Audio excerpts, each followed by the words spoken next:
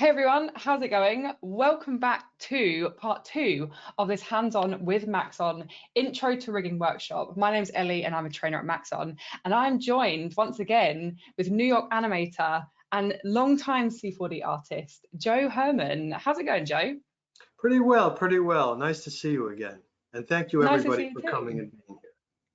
Yes, thanks to everyone. Thanks to the guys saying hey in the questions already. We've got Ben, we've got Hannah, Peter, Brian, Jay, Enno, Christian, and to anyone who's catching this up on YouTube, thank you so much. And thank you for all the amazing positive comments from last week's session. It was an incredible 2 hours, Joe. Like you've seen some of the comments. People are really enjoying it, and yeah, we're already on to part 2. Thank you so much. Yeah, thank you everybody. So here's a really quick overview, and what you may notice is we've had a little bit of a change with scheduling for part 6. So that's actually going to now be on Pose Morph and Pose Library, and we're changing the date to the 20th of April. So I just wanted to let everyone know. So don't panic when it comes to April 13th. We don't have a session. It's been moved just 1 week later. So I just wanted to let everyone know that that's like spring break.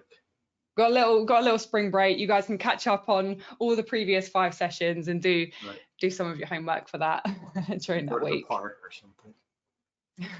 something. Here's some quick extra bits. So all these sessions are recorded and get uploaded onto the Maxon Training Team YouTube channel.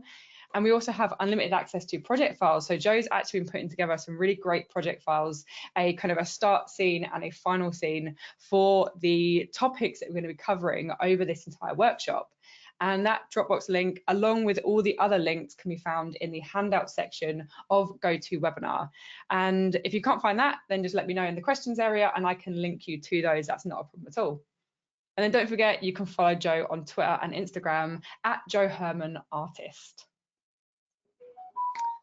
So part 2, point weighting. Joe, what are we going to be looking at today? Right. Okay, so like last week, what we talked about mostly was we started doing some rigging, and we used a technique that's very useful in mechanical rigging, and that was by parenting geometry to the bones. So if you're doing like, anything mechanical, that's a great way to rig. But once you're going to start moving into characters or organic things, or worms, or even bendy things, you're going to have to start doing some point weighting, and of course that's very important in character animation. So we're going to start a discussion actually with some concepts first before we actually start doing it. We're going to talk about what edge flow and topology is. We're going to see how to use subdivision surfaces effectively when you're rigging, so you don't have to rig that many points. You can let the subdivision surfaces sort of handle a lot of the intermediate points in your rig. And then we're going to talk about the weights manager, which is really where the weighting gets done. We're going to talk about a concept called fan bones, which is a very useful technique when weighting a mesh. And we're going to set up a user data control to help animate our rig. So that's going to be about it. So it's really mostly about point weighting and topics relating to that. Cool, that sounds good. So I guess we can get into it, but really quickly, I just wanted to show everyone, if you did miss last week's session or you want to kind of recap some of that, then all you have to do is head over to the Maxon Training Team YouTube channel. And if you scroll down, you'll see we have playlists for the different kind of series and shows that we cover as a team. If you come all the way down, you should find Hands-On with Maxon, and we have this Intro to Rigging C4D Part 1, which is also timestamped. So you're more than welcome to head over to there and find that. And then really quickly, these are the project files. So we have week 2, and we have these 3 different files that Joe's gonna be working on today. Yeah. And also another reminder that I did want to talk about. Actually, those are a little out of order, by the way, but okay. You can figure it out when you open. But go ahead. Oh, okay, cool. I think they just go on based on the time that I uploaded them. With those numbers there, and that's whatever, but anyway, it doesn't matter. It starts with pipe start. Oh, okay, perfect, cool. I'll rename those as well. I'll rename that to the first pipe one. start 1 and then claw start 2, whatever. Okay. Perfect, yeah, I'll change those when we get into the session. And then one final thing before I hand the screen over to Joe and we get into this is I did want to talk about the newest member of our family, which is ZBrush. And in case people don't know, ZBrush actually do a live session every single day when you kind of do like an over-the-shoulder look and an artist just creates an entire piece from scratch. And they really are incredible. And so if that's something you want to get into and learn more about, then definitely head over to ZBrush Live and yeah, check out what they're doing. So, Joe, are you ready for me to chuck the screen over and get into it? Yes, I definitely am. Let's go. Me too. And from the looks of the chat, it looks like everyone else is as well. So let me just fire this over. Great, thank you. Get into it. Okay. And don't forget, guys, we do have a little questions area for anyone who is new or hasn't been on a session before. All you have to do, type in the questions area, questions for Joe, for me, for anything that you want to know. And we ask some of them live, and I'll be answering those in the background as well. Or just give us a little hey. I'm not sure if I'm sharing the right screen. Am I sharing? Oh, wait, hold on. That was, yes, we can see C4D. Okay, great. Cool. Okay. Perfect. And one quick thing, Joe, what I might do, if we both switch off our cameras while you're presenting, it actually makes the screen bigger for everyone watching. Generally people are quite keen on that. But if you then want to switch it back on, if you're explaining something and you want to kind of do what I do, I talk a lot with my hands, then feel free to switch it back on. Okay, let's do that. So actually, let me just figure out how to turn off my screen here so I can just say stop. No, hold on. Yeah, just in the control panel. Cool. Is that off now? That's the one. Okay, great. Okay, so let's get started. First of all, I'd like to apologize. I don't have the classy accent that Ellie has. I was thinking of maybe doing it in a British accent, but you'll have to excuse me. But anyway, I definitely like yours. Thanks. So what we'll do is let's just start a little bit with a little bit of recap from last week, just that we talked about the joint tool and what joints are. Of course, joints are all important when we are going to be creating rigging. We talked about how their hierarchy is very important for their whole branching structure. We talked about what forward kinematics are, which is where you start animating from like the lower part, the lower joint to the next joint to the next joint, create your animation that way. And then we talked about inverse kinematics, which is where we just click on the end of the joint chain and we could move that around and all the other joints are automatically, figure out where they should go. We talked about goals and poles, as well as being able to use the layers palette to organize a rig and making it more easy and clear for the animators to use. Okay, so now in this class, we're going to talk about point weighting. And that's when, as I said, that's when you want to actually tell the points or the vertices on your mesh what bones influence them, and that's how you can get your mesh to deform. Before we actually get into it, though, we're going to talk about a little concepts. The first concept we're going to talk about is what's called edge flow. And we're also going to talk about topology, and in a general sense, they mean the same thing. Edge flow and topology sort of mean the same thing. So you have what look like to be two cylinders that look exactly the same. But actually, these two cylinders are very different. If I actually display a wireframe garrote shading with lines, and you could see that the way that the polygons are laid out on both of these objects are very different. So here on the top one, they're laid out in a very haphazard manner, like that, which could be useful if you wanted to maybe, create something that looked like it was all broken up. or if you weren't planning to, or it wouldn't really matter if you were planning to just rotate this whole thing as one unit, rotate its position and rotation. But when it comes to actually deforming this thing in the way that you would, let's say if it was an arm or something, this edge flow matters a lot, okay? And it's topology, which means the way that the polygons are located matters a lot. Now on this one, you can see that the polygons are laid out in a more, almost a grid-like fashion. So that is what that is. So the thing is that if I were to go ahead and if I were to select, for example, some of the polygons, let's say on this one, obviously we don't have any joints here, so we're not really going to do this. But if I were to, like, rotate some of these polygons and move them up, and if I wanted this to, bend or something, it's a nightmare, okay? So whereas if I were to do something like that on this kind of an edge flow, you'll see that it's a lot more conducive to the right kind of deformation. So so to talk about edge flow and topology is every part of a character. Let's say you're doing character design. Every part of a character has its own topology that you want to design so it kind of helps the animation. Like I found something on the web just before that, let's say, like this picture I just found on the web, but you can see that this has a certain topology which aids it in its deformation, okay?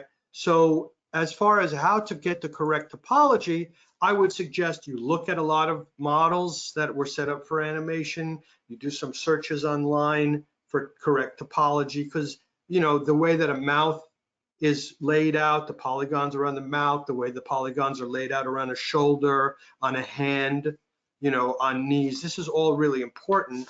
It's not something we really want to get into here because it's more of a modeling class. We can maybe talk about it a little bit, but it's more of something that you would deal with during the modeling stage and not the rigging stage, but it's very much connected to rigging, and so it is something that you want to be aware of. Now, Ellie mentioned before ZBrush, and the thing is that when you're sculpting a character in ZBrush is a great tool if you want to design a character or design a sculpture or create like a turntable animation where you're just spinning it around 180 degrees. And it's used a lot in the industry, in the film industry, to design characters.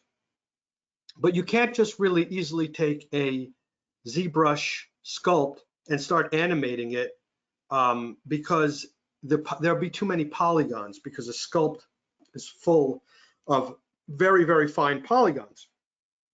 Another example, for example, is like when somebody, they have these machines where you can just walk into a room and it scans your whole body.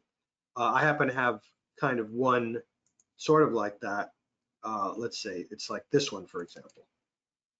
So let me not show our materials, okay? So you see that this was a person that went into one of these scanner machines, and it just sort of did a point cloud around her and it connected it with polygons. So whether it's a ZBrush sculpt or a scan like this, this doesn't have the right kind of edge flow for you to create an animatable character. You could rig this, but it's bending and all that stuff. You're going to have a lot of problems, and it's going to take you forever to weight it as well.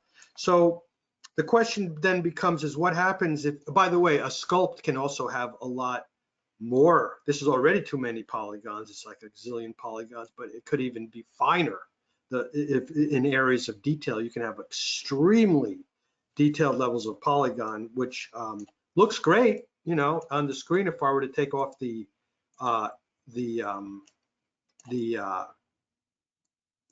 wireframe, it looks great. And these things are actually useful if you're doing like a rendering, an architectural rendering, let's say. where you want this to be somebody in the background or pulling something and it's not moving or anything like that, but not for character animation. So the way that what you would do, let's say the question then becomes is then, then why should I really sculpt anything at all? And you don't really have to. You can design. You could start modeling your characters with polygons. You don't have to sculpt them. You could just start polygonally modeling and arrange the vertices and whatever. But like I said, people like to sculpt, and it's a useful tool. So what you have to do, if you have a sculpt or if you have an object like this, is you have to re-topologize the model to create a better edge flow. So the way you would do that and I'm just going to touch upon it here. I just wanted to bring it up here because this is a class about rigging. So, but I just wanted to touch upon it, is that you could take the polygon pen tool and you could click reproject result. And what that does is that wherever you draw with the polygon pen, what I'm going to do is I'm actually going to click on this mesh and make it an X-ray so you can kind of see through it. And then whatever you do with the polygon pen is going to be projected onto this model. So for example, I'm going to start by drawing a polygon, let's say like this, like that. It's a little bit big, so let's actually just make it a little bit smaller. It's about here. And what's happening is that I'm projecting this thing onto the model. So you can actually see how that polygon is actually sticking to the model. So now if I hold down the control key, I can extrude an edge, bring that around like that.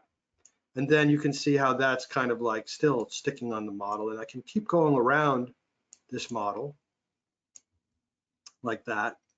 I can fix some of these points if they're not in the way. And I can move this around and start creating the kind of edge flow that's needed, to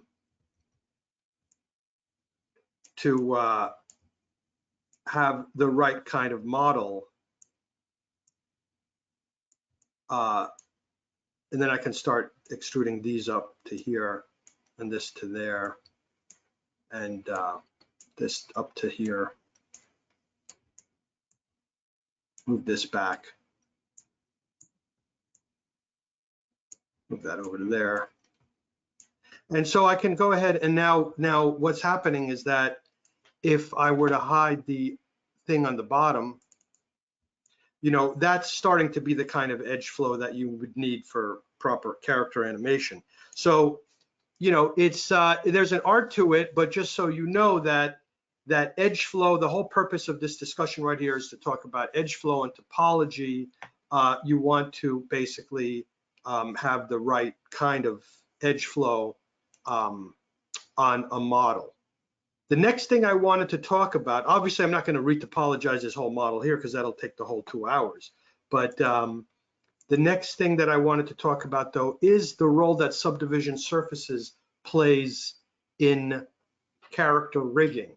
So if you're in this class, you probably know what subdivision surfaces are because rigging is already kind of like, an advanced topic to begin with.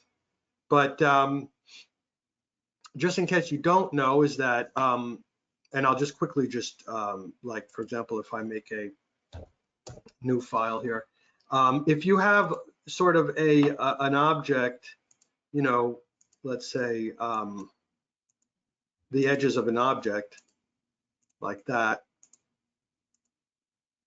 Okay, so what subdivision surfaces are, these are the vertices right here. Okay, I'm drawing this with a mouse, so it's a little bit of a problem, but it starts subdividing these edges, oops, like that. Like here's level 1 subdivision would do something like this. And, well, more like this, okay. And then level 2 subdivision might subdivide it to here and here. And so on and so forth. And what happens as a result is you get a nice smooth, curve instead of this choppy curve, right?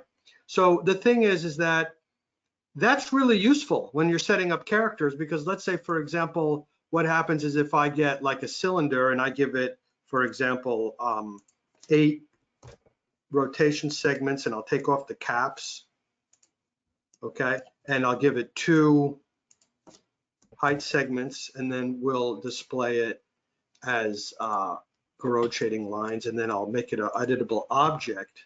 Okay, so basically what's happening is that if this was part of the thing that you were rigging, you don't have that many points here. You only have, however many there are. If you drop it into a subdivision surface, okay, you get a lot more polygons in it, and it smooths it out, okay? But you still only have the editable points, or the points you need to weight are a lot fewer, because I could go ahead and I could, make this, make it editable. Right now you have all these points, looks the same, okay? But there's a lot more points to weight. And to be honest with you, some things are really fun in 3D, like lighting and, animation can be a lot of fun.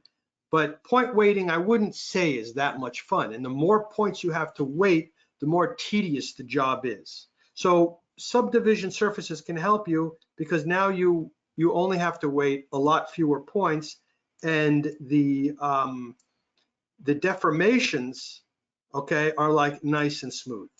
Okay, so for example, you can have this as part of a leg, let's say, or whatever you want it to be, and you can see that subdivision surfaces are doing the work for you, and these extra polygons are happening for you. You can always turn it off, and you're back to the base mesh, and then you can always turn it on, and you're back to the subdivided mesh. And also with subdivision surfaces, sometimes you'll notice in faces or whatever, especially in faces, you'll notice that it's a little too rough. So you could up the levels. Okay, so right now this is at 1, this is at none, 1, 2, 3, 4, and the more you get, the more progressively smooth it gets. But you still only have these points that you need to weight. Okay.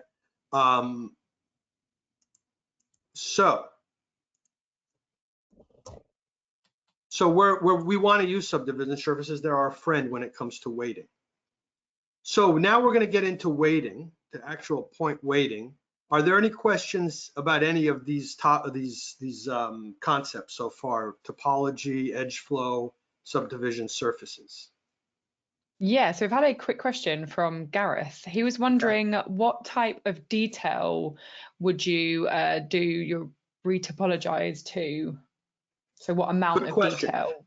Good question. It depends, for example, what the character is. It's a very, generally you want to use as few polygons as you can, because especially if there's going to be a lot of deformation.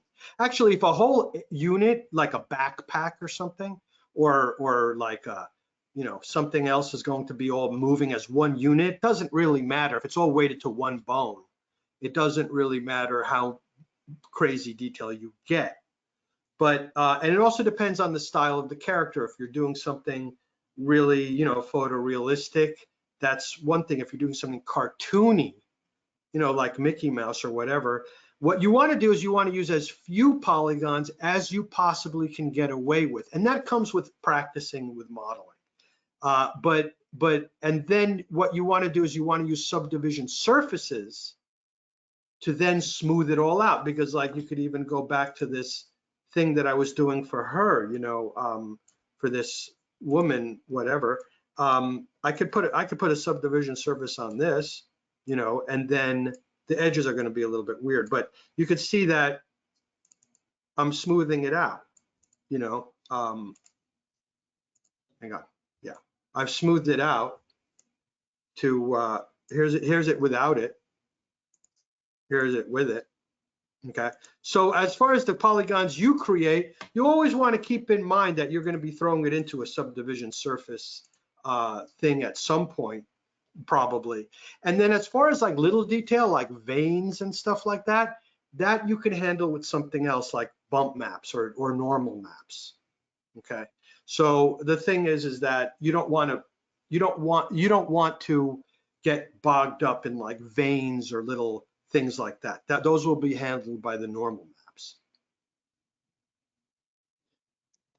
Cool, So, thanks. yeah.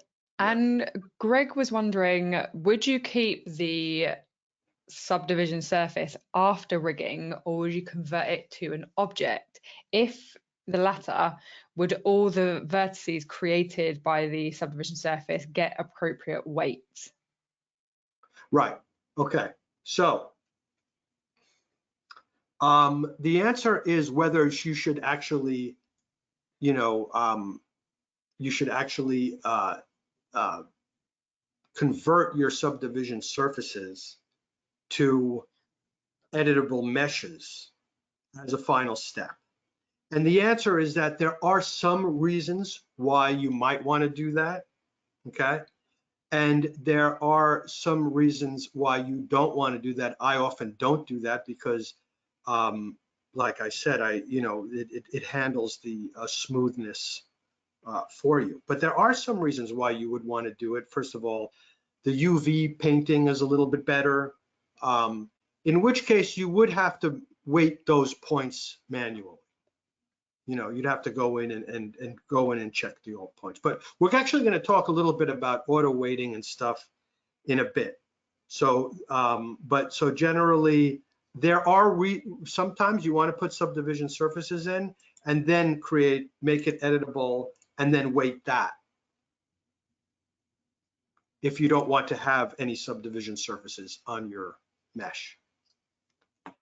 But having said that, let's actually go ahead and let's actually start the process of point weighting.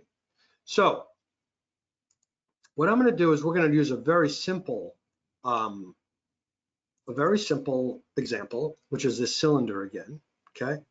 And what we're going to do is we are going to go into my display as lines so you can see the polygons here. You don't have to, but you can.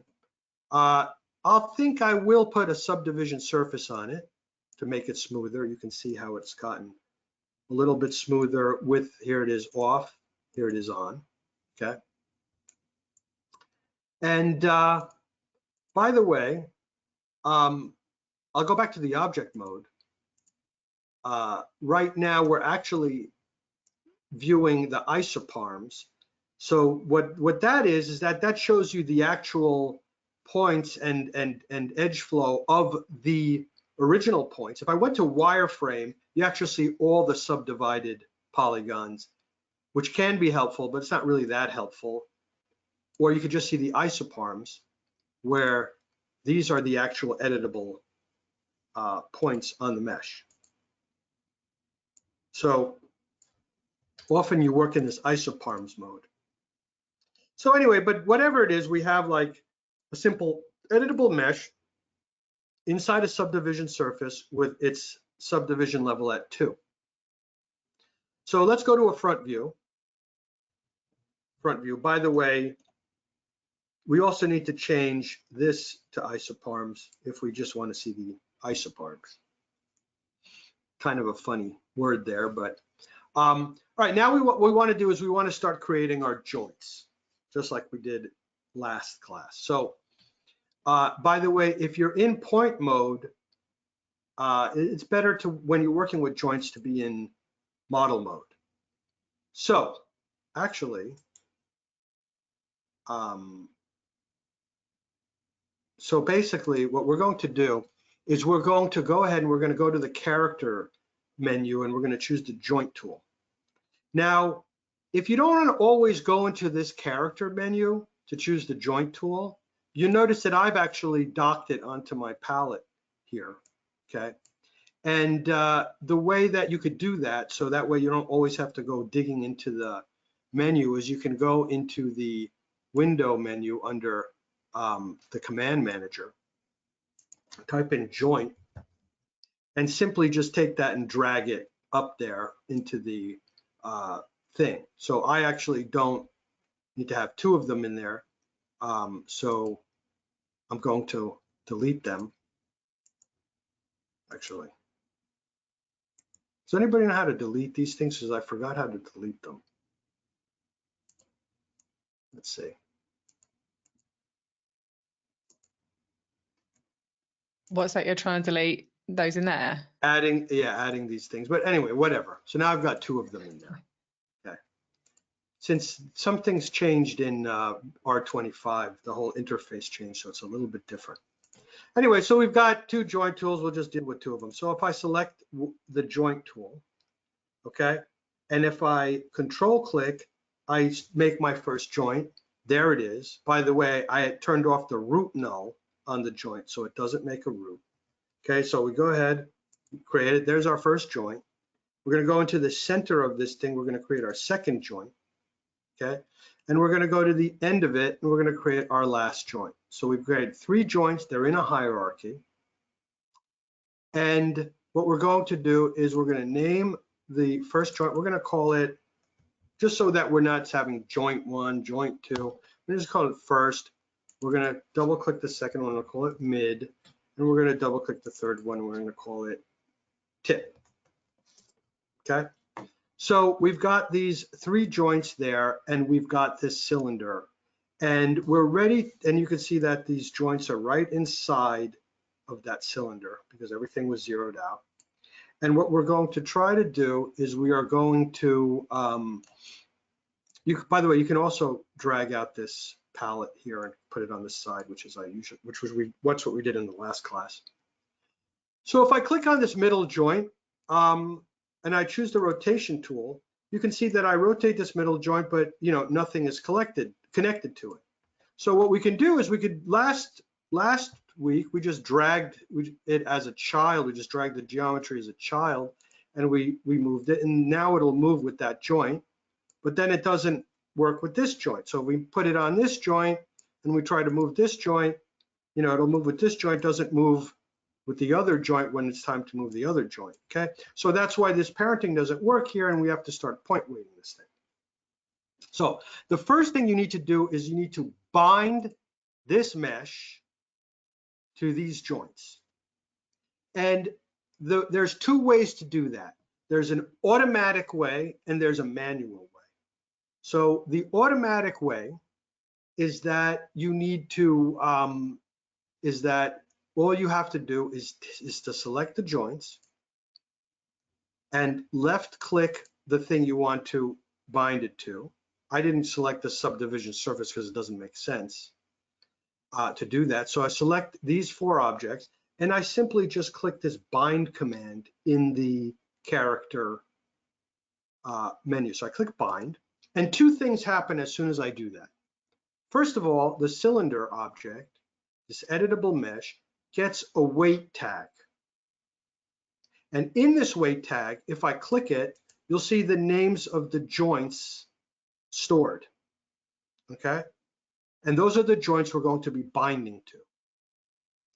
The other thing that happened is a skin object got made, and it became a child of the cylinder. And the skin object is basically all that it's doing is it's telling the cylinder, you're now going to be weighted and perform kind of like a skin. So those 2 things happen. Now, when you bind something to some joints automatically, it actually auto weights it. So if I were to take the mid joint and rotate it, you'll notice that actually there's a sort of an auto weighting going on here. By the way, if I took the subdivision surface off, it would look like that. So that there you can see why subdivision surfaces are used a lot in character animation, because it smooths out the deformations. So then you might say, oh, well, that's great. I don't have to do any work. I don't have to point weight. We can all go out and have a picnic or something. But unfortunately, auto weighting doesn't really do a great job. It does a job, but usually you end up having to reweight the whole thing yourself. Now, in this case, this is just a cylinder or a pipe or whatever you want to call it. So it's a very simple example, so it doesn't look that bad. You'll actually see some problems if I go too far. This doesn't look right, okay? But these are auto weights. Now, I'm actually going to introduce you to a very, very important tool when it comes to point weighting, okay, right now. Meet your new best friend. It's called the weight manager. So if I bring up this weight manager, okay, has a lot to it. There's a lot of little tabs up here, okay. The most important two tabs are the first two. We'll take a look at these.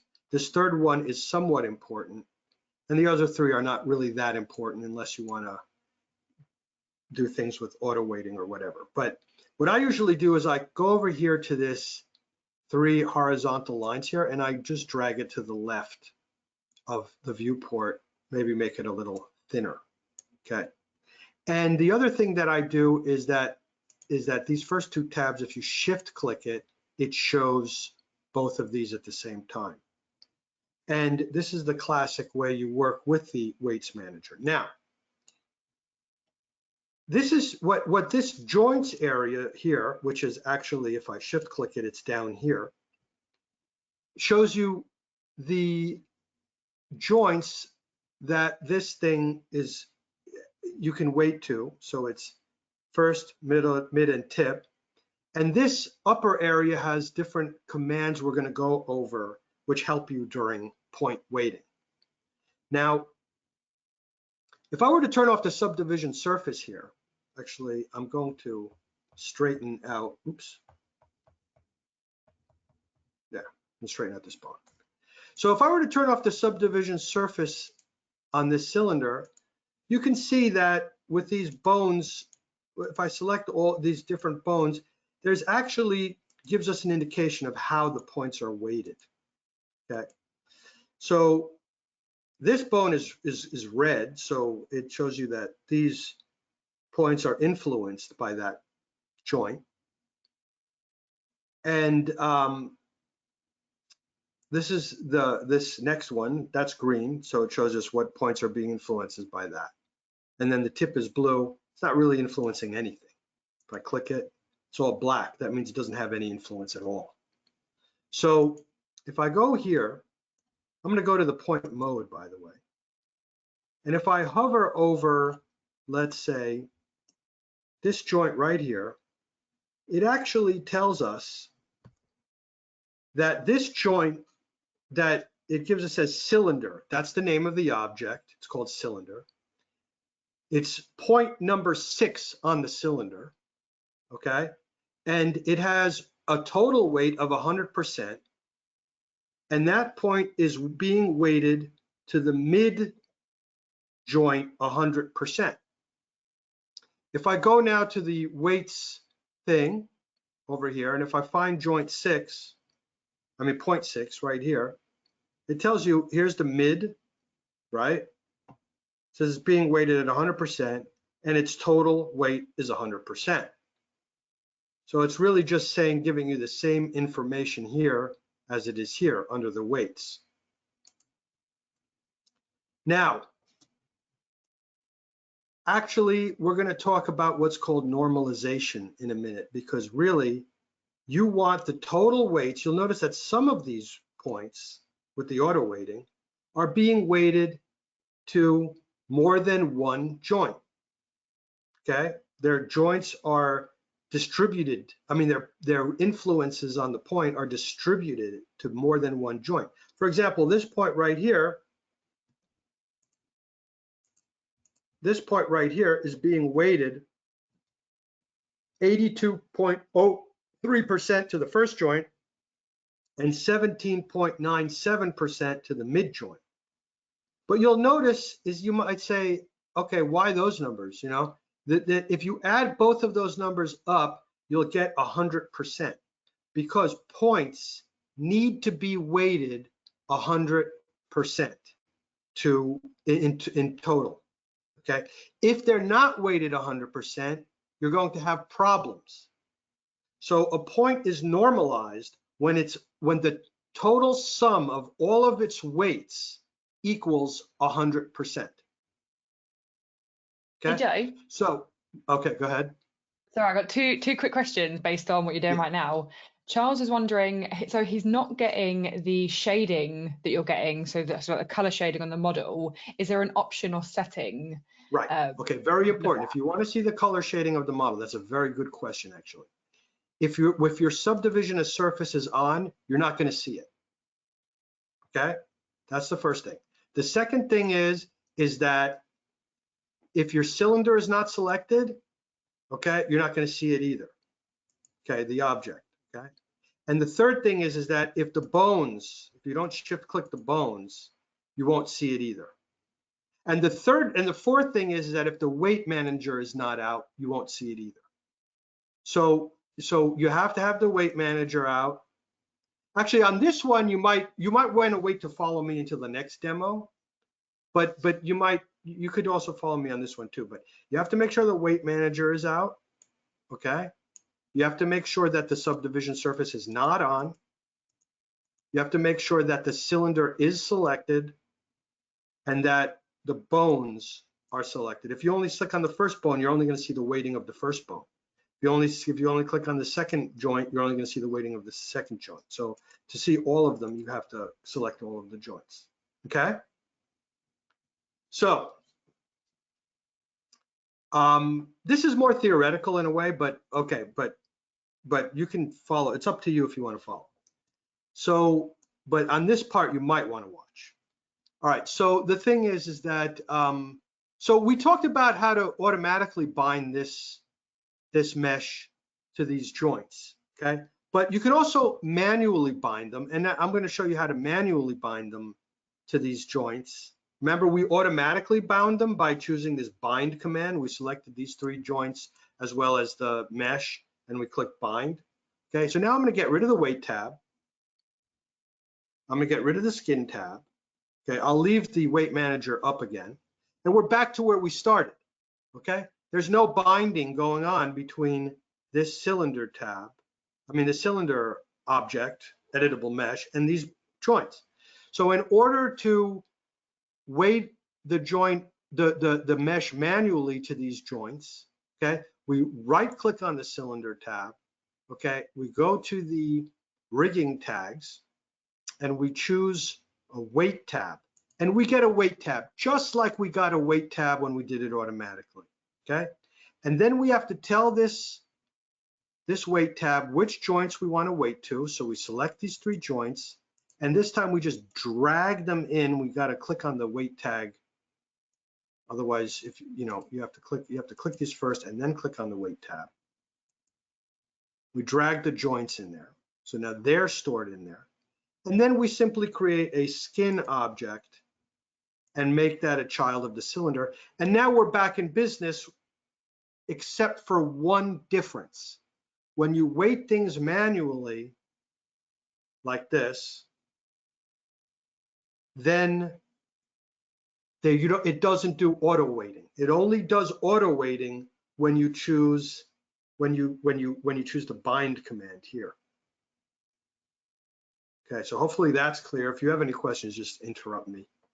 Okay, so now if I were to go ahead and click on the cylinder, you see the joints are back in there because they're stored in this weight tab.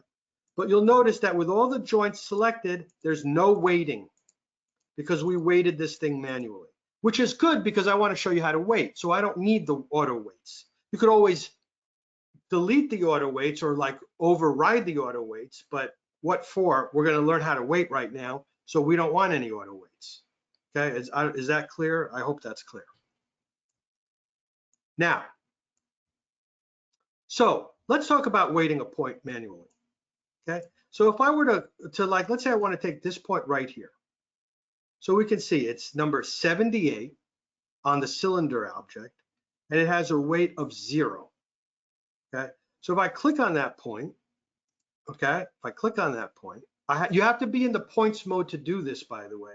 You cannot be in the model mode because then you won't see any points. You can't select any of these points. Okay, so you have to be in the point mode. So with this selected, I'm going to choose my mid joint right here.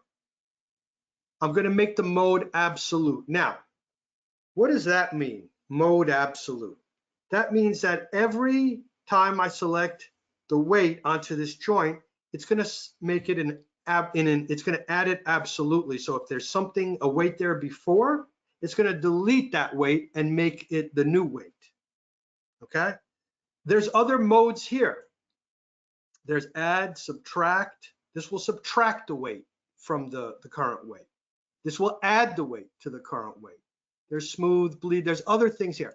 To be honest with you, if you know how to use absolute, very seldom will you ever need to get off absolute. It's actually a very, very useful way to do it. 9 times out of 10, you just leave this on absolute. Okay? So we're going to leave it at absolute. We're going to leave the strength at 100. We're going to weight this point 100% to the mid joint. And I'm going to click apply selected. Now I don't want to click apply all, because if I click apply all, it's going to apply all of the points on this mesh to that joint. So I don't want to do that. I just want to apply this one point right here. So I'm going to click apply selected. Okay. So now what happens is if I hover over that joint, it shows you right here that it's being weighted 100% to the mid joint. And the area around it is kind of green. Okay. So now what happens is that if I take this mid joint now, and I'm going to have to go back to the model mode. Okay. And if I take the rotation, because when you're in point mode, you can't rotate joints.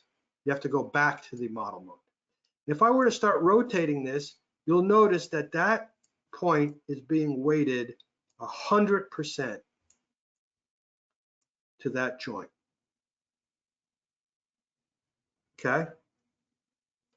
So, congratulations, you've just weighted your first point.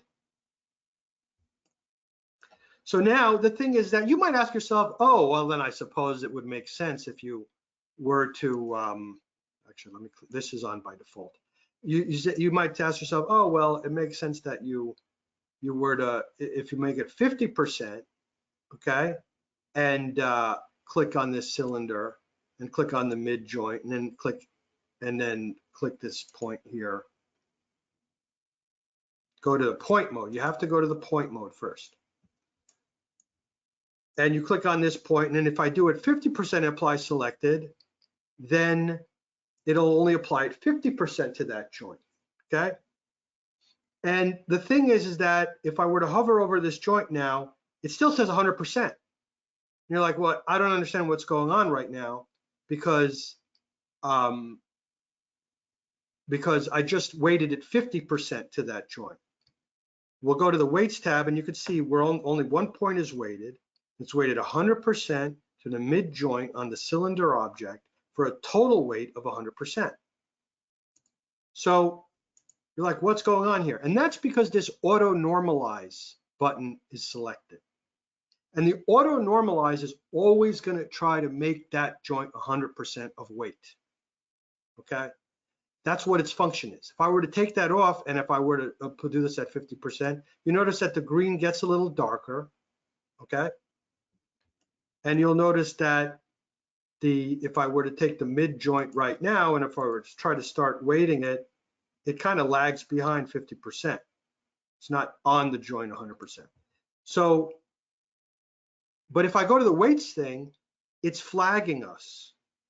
It's telling us that the total weight is 50%. Okay? And that's not right. That's not cool. Because you're going to run into problems when you don't have normalized points on joints. So I'm going to go back to the command. I'll click auto normalize again, and I will drag this back up to 100% and go to the points mode. Okay, and this time what I'm going to do is I'm going to select all of I'm going to select the cylinder, very important. You must select the cylinder first. Okay. And I'm going to select all these joints around this whole ring. Okay. And I'm going to apply them like that. Oops. And you'll notice that it's like this weird color. Okay. And that's because I have like everything selected here. And I don't want everything selected. I'm going to undo that. I just want to weight them to the mid joint. Okay. And then I'm going to apply that, and then they all get bright green. They're all weighted 100% to that joint. And then what happens is that if I choose this mid joint like this, and if I choose the rotation tool, and if I were to move that along, they're all weighted now, you can see 100% to that joint. Okay? So now what I want to do now is I'm going to go ahead and go into the point mode, and I'm going to select all of these joints. Oops, first I have to go into point mode. Okay, I got to go to click on the cylinder. Now select all of these joints, okay? And I'm going to weight all of these joints to the mid joint. Now I'm going to select all of these joints, and I'm going to weight all of these 100% to the first joint, okay? So now if I were to select both of these joints, you'll see the weighting to it. The only thing is that what do I do with these joints in the middle? Which joint should I apply them to? Okay, so I could take these joints and I could apply them to the first joint. Okay, apply selected, right? Let's turn our subdivision surface back on. Okay, let's go to the model mode. Let's go to the mid joint. Okay, let's go to rotation. And you can see that when all those joints are rotated to the first joint, you don't get a nice deformation there. Okay, it doesn't look right. I'll talk up the subdivision surface. Okay, and you can see that that's not really looking so great. Okay, so what can we do? Well, this is where you say, this is where you would want to, for example, weight things. You want to distribute the influence of bones of bones to the I'm sorry. You want to have the points be influenced by more than one joint. So we're going to go back to we're going to take off the subdivision surface. Okay, we're going to click on the cylinder. Now I could do it one of two ways. Right now, these points are being weighted 100%. You can see right there, 100% to the first joint. Okay, so I could just click on the mid joint. I could slide this down to 50%. Whatever, I could just type it in. And I could hit, and then what I can do is I can have this selected. And then what I can do is I can press this button.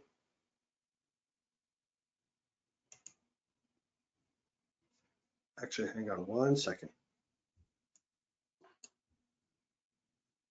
Oh, okay, I'm not in point mode. You have to be in point mode because I was not in point mode and this was grayed out.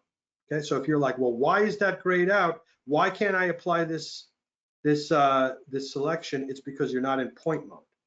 Okay, so now what I can do is I can say apply selected with the 50%, and it automatically is smart enough to know, oops, hold on a second. Sorry, I can click on the mid joint, 50% on the mid joint, and I click apply selected, and it's smart enough to know that it's going to take that 50% out of the 100 that's being applied to the first joint. So now it's weighted 50% on the first joint, where it was weighted 100% to the first joint, and it borrowed 50% of that and it applied it to the mid joint. So now this is distributed over two joints. Now there's another way you could do it, okay? And that is, let's actually get rid of all of the weights for this whole thing. So I wanted to do this because I want to show you that if I select all of these joints and if I select 0, okay, now that's a way to get rid of all of the weights. Okay, so let's quickly just weight this again. We're going to select that. We're going to go to the mid joint. We're going to apply this at 100%. We're going to select all of these points.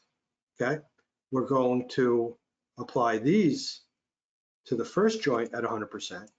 Now, rather than do what I was saying for the middle joints, what we just did is that if I select two joints, first and mid, at the same time, and leave this at 100%, the system is smart enough to distribute these weights 50% on each joint. If I were to select three joints and I were to apply selected like that, look what it does. It actually distributes it 33 1/3% between the three joints. If you had four joints and you did that, it would distribute these weights 25% on each joint, okay? And you often do need to do that, especially like on hands or on faces. You need to actually have multiple joint influence, bone influences on, or joint influences on points, okay? So this, make a note of that, that by selecting more than one point, more than one joint, you can actually go ahead and do it and distribute their weight. So we're just going to do it over these two. And what we're going, so now these two are set up right. Now, for example, if I were to take auto normalize off, okay, and if I were to click on the tip and I were to add 10% influence on the tip, okay, and apply selected there, so I've got a little 10. Actually, let me do it a little bit more so you can actually see it a little bit. There, you see it, it's a little bit bluish, okay? So, because this joint is blue. So now if I were to see what the influences are, we have 50%, 50 on the first, 50% on the mid, and 25% on the tip. So what's the problem here? The problem is that these points are not normalized. Okay, there's more than there's 125% of influence. Okay, and that's going to cause problems.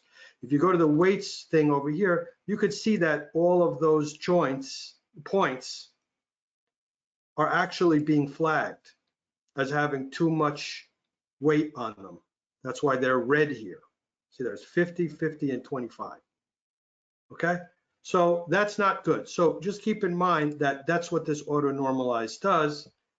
You keeps your joints points properly normalized.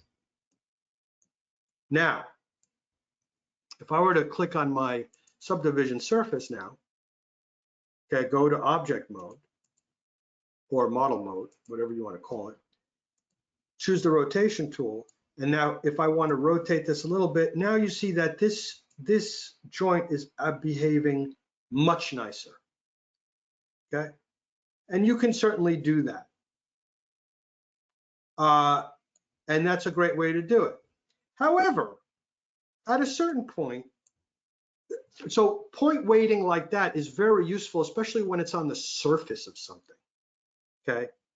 However, when it comes to this kind of a joint, which you could maybe say is a knee joint or an elbow joint, you'll notice that actually, if I were to start really rotating this, kind of looks a little bit funny, okay? Because this joint kind of like squishes out. Let me try to go to like a wireframe view. Oops, a lines view. You can see that it's kind of gets squished, right? That doesn't really look so nice. So what I'm going to do is, as I said before, only in some cases, I'm going to introduce you to a little technique. It's what's called using a fan bone, okay? And it can help with things like this, okay? There's other things, by the way, that will help with things like this, including the right topology for the right part of anatomy. You know, an elbow has a certain topology, a finger joint has a certain topology. Okay, we're just doing it basic here.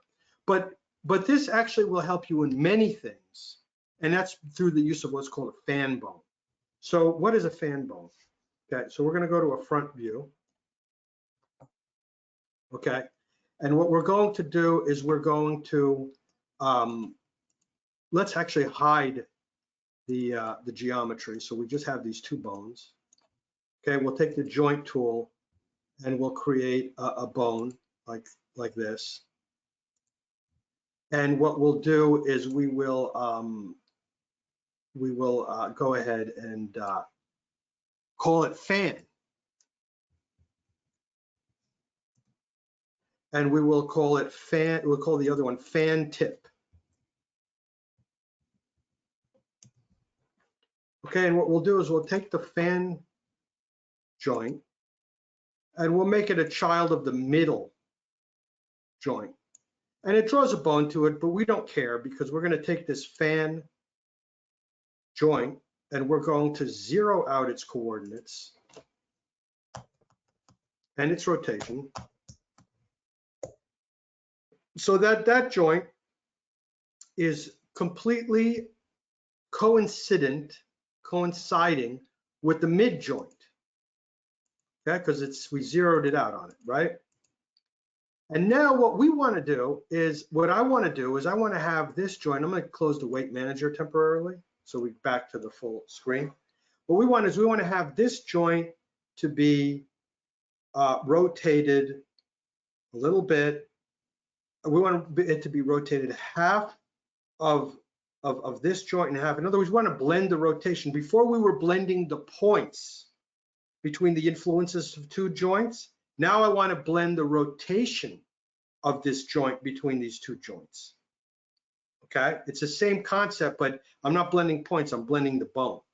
And the way to do that pretty easily is if you right click on the fan joint and we give it under rigging tags, we give it a constraint tab. Remember I told you that constraints are very important when it comes to rigging. And we want to give it a parent constraint, which means whatever we're going to parent it to is going to act as its parents. So and we don't care about the position, we just want to worry about the rotation because the position, it's always going to be at the same position as the mid joint. Okay, so we're going to go ahead into the parenting constraint and we're going to drag, the first one we're going to drag in is we're going to drag in the mid joint to there. And we're going to actually, or we might as well add the first joint just because it's first. And then we're going to add another one, another parent constraint, and we're going to add the mid joint to that. And what's going to happen is that just like you could actually type in 50% here and 50% here. So that way the influences are 50 and 50. But if you leave them both at 100, it kind of knows that to almost, you could think of it as almost normalizing the joint. So now if I were to take the mid joint and if I were to take the rotation, look what happens is that joint actually is rotating it's halfway between this rotation and that rotation. So you're blending the rotation of the joint between these two joints, okay? So this is actually useful because if I go back, and that actually happens on any axis. So if I wanted to rotate the mid joint this way, okay, or this way, it's always going to be halfway rotated between those two joints. It's acting as a fan joint, okay? So now what happens is that if I go back to my, if I show the weights, okay, unhide the subdivision surface, bring back my weights manager, okay, put that back where it should go, which is over here, right? Now go to the points mode. These points are already selected, but if they weren't, I would select them again. Okay, and now what I want to do is shift click this tab so I can see the joints in my weights manager. So I'm going to shift click that and wait, and now I'm going to click on the cylinder. Okay, and now I want to go ahead and I want to weight these center joints to the fan bone instead of these joints. Okay, but there's only one problem, is that the fan bone is not in there. Okay, so I can't weight it to the fan bone. So it's like, wait a second, where's the fan bone? I can't weight it to it. How do I get the fan bone in here? And the answer to that question is it is a very common question that is going to have, because when you're making a rig, sometimes you add joints, sometimes you take joints away, then you add some more joints here. But in order for them to get shown up in the weight manager so you can weight to it, you need to click on the weight tab, okay, over here, and you need to drag that fan bone in there. And as soon as I drag it in, you notice that it shows up in the weight manager. You could drag the fan bone tip in there as well if you want, but we're really not going to weight to it, so we don't really even need it in there, but you can put it in there if you want. Now I can click the fan bone, okay, and I can weight these joints, okay, at 100% to the fan bone, which is kind of like more of a powder blue color. And now if I were to click on subdivision surfaces, go back to the object mode, go back to the mid joint, go back to the rotation, now you'll notice that I'm getting a much better deformation on that joint, and this is not like squishing as it did in the other stuff. So the thing is that fan joints are actually useful not only for this type of stuff, but it is very useful for this, but also, like, for example, when you're doing like bird wings and stuff like that. And I do have something set up to show you how you can use fan joints to get like a bat's wing. But the thing is that we're using it here to get a better deformation on this joint right here. This combined with the proper topology will get you some really nice looking joints. Okay. All right, so is there any question about this so far? There isn't, but we did have one earlier when you were showing about the kind of like the painting. Aaron was wondering, has this done away with vertex painting? Okay, very good question. We're going to talk about that right now, actually. So great. hold that thought. And cool. if there's Yeah, nothing. Then that's actually, sorry, one has just popped in. Giro is wondering, could you quickly, if you don't mind, going over the constraints tag settings again? The constraint tag for the fan joint? Yeah. Yeah. Okay, let's talk a little bit about constraints actually. So what is a constraint? Okay, so for example, a constraint is I'm going to open up a new project. There's a bunch of different kinds of constraints you can have. So let's go to like a front view just to keep it simple, keep it in one dimension. Okay, we'll take a joint tool and we'll make a joint kind of like that. So there's different kind of constraints you can have. For example, if I make like a little rectangle, let's say, and if I were to make it a little bit smaller like this, right? And if I were to move this up to here, if I were to give this joint a constraint tag under rigging tags constraint, one constraint that might be useful, for example, is the aim constraint. If I choose the aim constraint, right? And actually what happened was that it kind of screwed up its motion, but that's okay. So if I have an aim constraint here, and if I go to the aim settings, because before you choose a constraint, there's no tabs up here. As soon as you choose a constraint like this, then you get a little tab for it. So then you can have some selection. So like if I drag that rectangle into the target, so now what happens is that, let's say it's not a rectangle, let's say, for example, it's a cube. Okay. So the thing is that we're going to take the aim constraint, we're going to drag that cube in there. What's going to happen as soon as you stick that in there, what's going to happen is that is going to aim that bone. It's always going to aim it at the cube. Wherever you move the cube, that bone is going to aim at it. That's just one constraint, okay? So what can this constraint be used for? There are ways to get bones to behave certain ways. So for example, let's say you wanted to have a spaceship going by and then a laser's kind of like firing at it, okay? You could use that constraint, and this will be obviously the laser, okay? Another thing that this is used for a lot is for eyes, okay? For example, you could put an aim constraint on an eyeball, and so it's always looking at something. You could put the constraint on, you could always have it looking at a character. So no matter where you turn the head, the eyes are always looking at that camera, the camera. So that's like an aim constraint. The one that I use right now is called the parent constraint. So for example, if I were to take if I were to make this cube, you know, if I were to change, or if I were to take this joint, and if I were to make it well, let's go back to the other thing. Where was it? I think it was this. No, it was this. This thing had a parent constraint.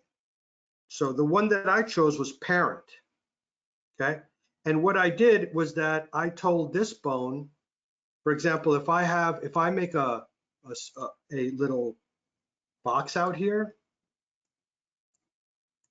and if I were to make this smaller, and if I give the box a constraint, like rigging tags constraint, and if I were to tell this box, give it a parent constraint, and I give it the mid joint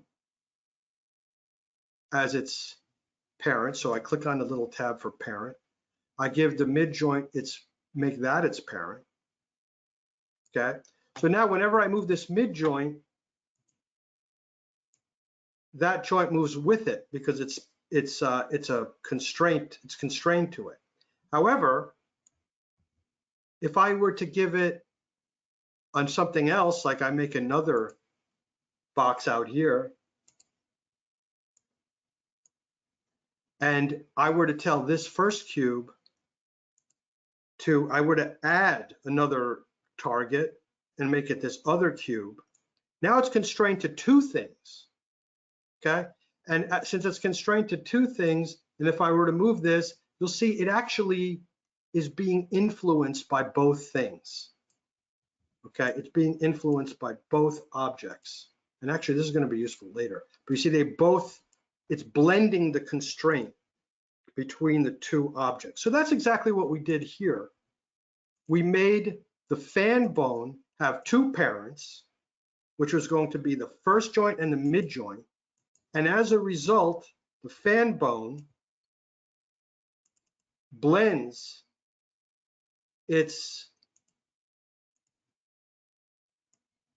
rotation, because this one's rotated straight and this one is rotated this way, and this is the blend, this is the precise blend of those two things, because this parent constraint has two targets. If I were to rotate it at like a 90-degree angle, then this bone is going to be like rotated at around 45 degrees. If I were to go all the way around to the end, then this would be rotated at 90 degrees. So does that make more sense? Yeah, I think so. That's great. Okay. So let's try to do something a little bit more ambitious on the rigging side of things. So Joe, before you move on, we've had a few questions come in, Okay. if it's cool, before we go on to kind of a slightly different thing. Sure. So Vince was wondering, is there a rule or common proportion with how long a fan bone should be? To be complete, that's a very, very good point. Okay. Yeah. Because I'm kind of glad you asked that. So the question is that, to be honest with you, you don't even really need the fan tip, because the fan tip is just to remind myself there's a fan bone in there. If I were to kill the fan tip, it doesn't even really matter because nothing was weighted to it. Okay, to be honest with you, that fan is still there. That joint is still there. There's still a mid joint and there's still a fan joint. Okay, and if I were to rotate the mid joint, okay, that fan is still doing its job. Okay, but the reason I put the tip in there was just so you could see it. You don't really even need it. Okay, now the thing is that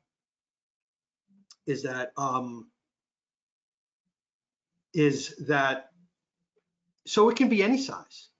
if you want, you could make it like this big if you want, or you can make it this big. It doesn't matter, and you don't even need it. But however, I will say this, is that some people, what they do with their fan bones is they make it at like 90 degrees, okay, to the joint, right? And it just is a way for you to actually see it a little bit better.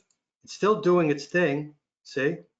Still working, but you see the fan joint a little bit better, okay? But in reality, it doesn't matter what size it is. You don't even have to have it any size, but you leave it in there to remind you that it's there. Cool. That's cool. That's cool. We've got another quick one. Is it common to see intermediary rotation bones on certain rigs? And is that the same with the fan bone as well? So there's all kinds of rigging techniques. Fan bones, yes. I mean, some people use them a lot. Some people use them less. It all really depends on time, place, and circumstance. If you have, like, for example, like, you know, I could, for example, let's say, you know, go to the point mode. You know, I could go ahead. I could, you know, select some of these joints and, you know, move them down a little bit, and maybe, you know, move these joints down a little bit. Points, I mean, you know, like that, and maybe these a little bit. Maybe move these back up. And so the thing is that if I were to actually go ahead and go to the object mode, or, you know, and if I were to rotate this joint, you know, it'll even give me more of a point. Then I can start adding topology in here to, like, make, if I wanted a really pointy elbow, you know, I could start adding subdivided, you know, polygons in there. And that's all a question of character design. You know, is he a zombie, a skinny zombie? Is he, you know, is he sort of like a bird, you know, bird leg or whatever? But, you know, you might want to have like a little bump on the bottom, or, you know, but the thing is that you might want to, like, put extra polygons around here, and then you might not need to rely so much on fan bones. But I actually use them a lot. Even if I do have topology there, I actually will use fan bones in addition to, you know, custom topology as well. So I actually use them a lot. I actually use them in all my, in a lot of things, okay? Because in this case, where we just had a very simple example, we could see how much of an improvement they make than just doing point weighting. But let's actually move on. Cool. So, unless there's anything burning. No, we can always save. We've got a couple, but we can always save them at a later time. Okay. We'll save them. Well, I'll leave some time at the end. We can just make a note of them or whatever. So let's take this thing. Okay. So, you know, you could think of this as like a claw. Could be a hand, but there's only 2 fingers. Okay. You could also think of it, if you want it, like a snake's mouth, and you can put a little eye here. Okay, whatever you want to call it, it's just something to rig. So we're going to go to like a front view. And once again, you know, actually, if I go to like a wireframe mode, you can see that it has a subdivision surface on. This is the base mesh. Okay, although sometimes known as the cage. Okay, and this is the subdivided mesh. Okay, I only want to see this as isoparms, okay, which we talked about before. And that is just the actual editable points in the mesh. Let's go to a front view. Okay, we also want to change this to isoparms. And let's rig this thing, and we're going to do some different things with this rig, and we're going to also learn a lot about some of the other commands in the weight manager.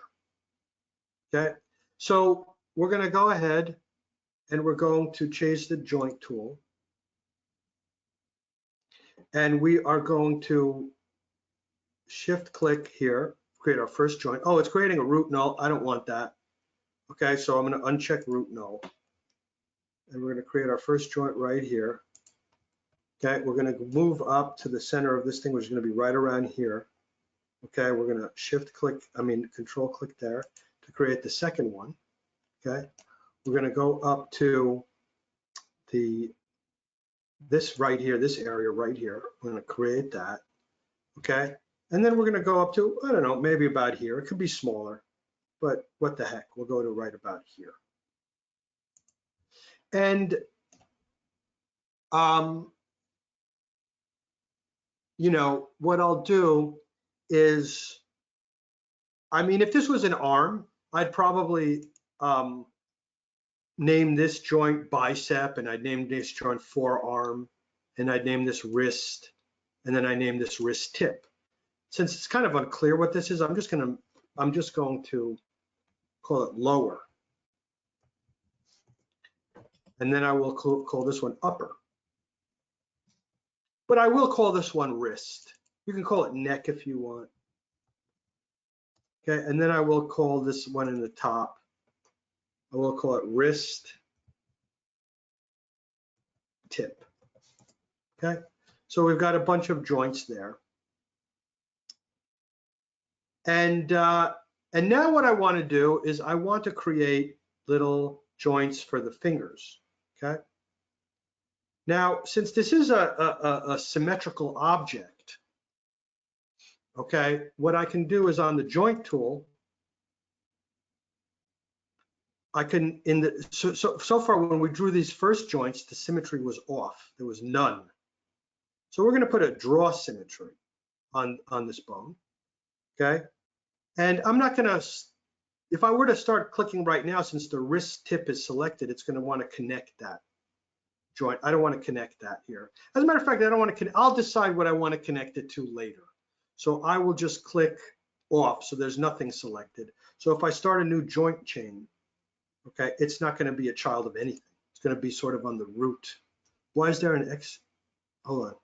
Oh yeah. So if it's going to be on the root here, and if I click here, it creates one here and one here. Creates two of them because I've got symmetry on. Okay, so I'm going to hold down the control key. I'm going to click the second one over here. Okay, and I'm going to go over here to the third one and click it here. And then I'm going to go out to the edge of this thing, the very tip, like that. And I've got this joint symmetry made. Now, for the purposes of what I'm going to be doing later in this example, I'm happy that it's symmetrized. I guess that's a word. Symmetrized? Okay. I'm glad that these points are in symmetry because you can see that the y-axis, remember the y-axis of the joint is perpendicular to the z-axis, and the z-axis should be, generally speaking, unless you're doing something else where you don't want it to be, but along the z length of, along the length of the bone is the z-axis. So there's the y-axis, sort of at a 90-degree angle. And this one is also at a 90-degree angle, but it's facing in. They're both facing in because these are kind of like mirrored. It's like a mirror type of a thing. And that's good. Because let's say you created a whole bunch of joints on this side and then realized that you forgot to click the symmetry button. So the joints on the other side weren't drawn, okay? So you could ask her, so you got the joints on this side, but you didn't have the joints on the other side. So what do you have to do? Now you've got to go and make all the joints. Now there's only 3 here, it's not a big deal. But let's say you wanted them to match up, you know, for whatever reason, you wanted them to match up perfectly, okay? So I guess you could just delete it and start all over again, but there's something else here. It's called the mirror tool. See the mirror tool? So if I select these joints, and if I clicked on the mirror tool, right? And I make sure it says clone, right? Direction now, okay? Now, This is important because if you look at the x-axis, this is the origin of the world. So this is 0, 0, 0. And on the x-axis, things start going positive numbers this way. And it starts going negative numbers this way, okay? So we want to actually mirror this negative to positive. So we want to click this button on the YZ plane, okay? So I'm going to go ahead and do that, okay? I want to clone them as opposed to self. If I put self, it's just going to mirror them. It's not going to make a clone of them. But if I go to the tool menu, I hit mirror, okay, it does it. Now I've mirrored those joints, okay? However, if we were to look at the bottom here, we'll notice that the axes are not mirrored. Before, when we used the symmetry tool with the joint tool, the y-axes were pointing in. Now, it doesn't matter. We could have the y-axes pointing this way if we want, okay? It depends what you're doing. For what I'm going to be doing later, when I'm going to set up a user data in order to control the pinching of this thing, I do want them to be mirrored, okay, or reflected to the other side. Okay, I don't want them to be like that. So the way you do that is with the mirror tool. You click on the mirror tool, and under options where it says axis, instead of rotate, we want to choose the YZ plane, and then we want to mirror this. And now we've actually back to the way that the symmetry tool worked. So anyway, the point being is that if you don't mirror if you don't make your joints with symmetry, no problem. You could use the mirror tool later, and you can mirror other things with it too, which we're not going to get into right now. So I've got these two joint chains. Now the problem is that these things are named joint 1, joint 2, joint 3. That's kind of like a little, bothersome to have things named like that. So what should I do? I don't want to go through and name, like, let's say we had like hundreds of these things. Okay, I don't want to go through each one and name it correctly, because that's going to be like an all-day affair. So the thing is that, or at least an hour's affair, or maybe minutes, whatever. It's just too much work to do. So what I'm going to do is I'm going to select all of these joints first, and I'm going to go to the basic tag, and I'm going to name them all something like, I don't know, I can name them anything. I'm just going to name them Joe. So they all have the same name. Okay. So now what I'm going to do is I'm going to show you another handy tool here. It's called the naming tool. Okay, it's right here. Now, when I choose the naming tool, what I can do is I could give, let's say I'll start with these here. I could give all of these things under replace, okay, under replace. I could give all these things a prefix. So now these joints are on this side of the model. It's the left side of the screen, but according to the way that the Z depth is going, it's actually the right side of the model. Doesn't really matter. I'm just going to call it R, because I'm used to being like on the left side of the character is really the right side of, I mean, his left arm on the screen is usually his right arm in reality, but I'm going to call it R. That's why I'm going to call it R. So I'm going to click replace name. I'm going to click this button, replace name, and it's going to add that prefix to all of those joints, right? But rather than do it by steps, I will do it all at once. I'm going to add that a prefix. The suffix, I want to have the number. So if I just type in a 5 here, okay, it's going to call them all 5, okay? So I don't want that. What I can do is I can add a number sign N, and that's going to increment the numbers down the hierarchy, okay? And I want to replace the word Joe with the word claw. Okay, and I'm going to hit replace name. And that's good, but actually, you know what? Before the number, I want to have a little dash. So I'm going to have like a little dash and then the number sign. Okay, so then there we go. We've named all those. And now I'm going to click on this. I'm going to do the same thing with the naming tool. Where is that? Naming tool. Okay, and then this time I'm going to choose L. Okay, and so these are R claw 0, R claw 1, R claw 2, and the tip is R claw 3. You can just leave it there. And then the opposite on the other side. Okay, now as far as like right now, if I choose the wrist, and if I were to rotate that, you know, I wanted to rotate it with this. Okay, so what we're going to do is we're going to select these joints, and we're going to make it children of the wrist. Okay, and now we're going to take the wrist tool. I mean, now that the hierarchy is right. Okay, so now I can start weighting this thing. Now, somebody asked before about the weight tool, and that's what we're going to talk about next. Okay, so before what we were doing, say, let me go to like a thing. I'm going to turn off the subdivision surface. Okay, you can see that. Okay, right now, obviously, what I want to do is I need to bind the mesh to all the joints. So as we did before, we're going to right click this. We're going to choose rigging tags, weight tag, gives it a weight tag. We're going to go ahead in the character menu and we're going to make a skin object. We're going to make that a child of the claw. So now all we have to do now is select all of these joints, click on the weight tab, and drag them in. Like I said, you could also do it in the automatic way and then you'll get automatic weights.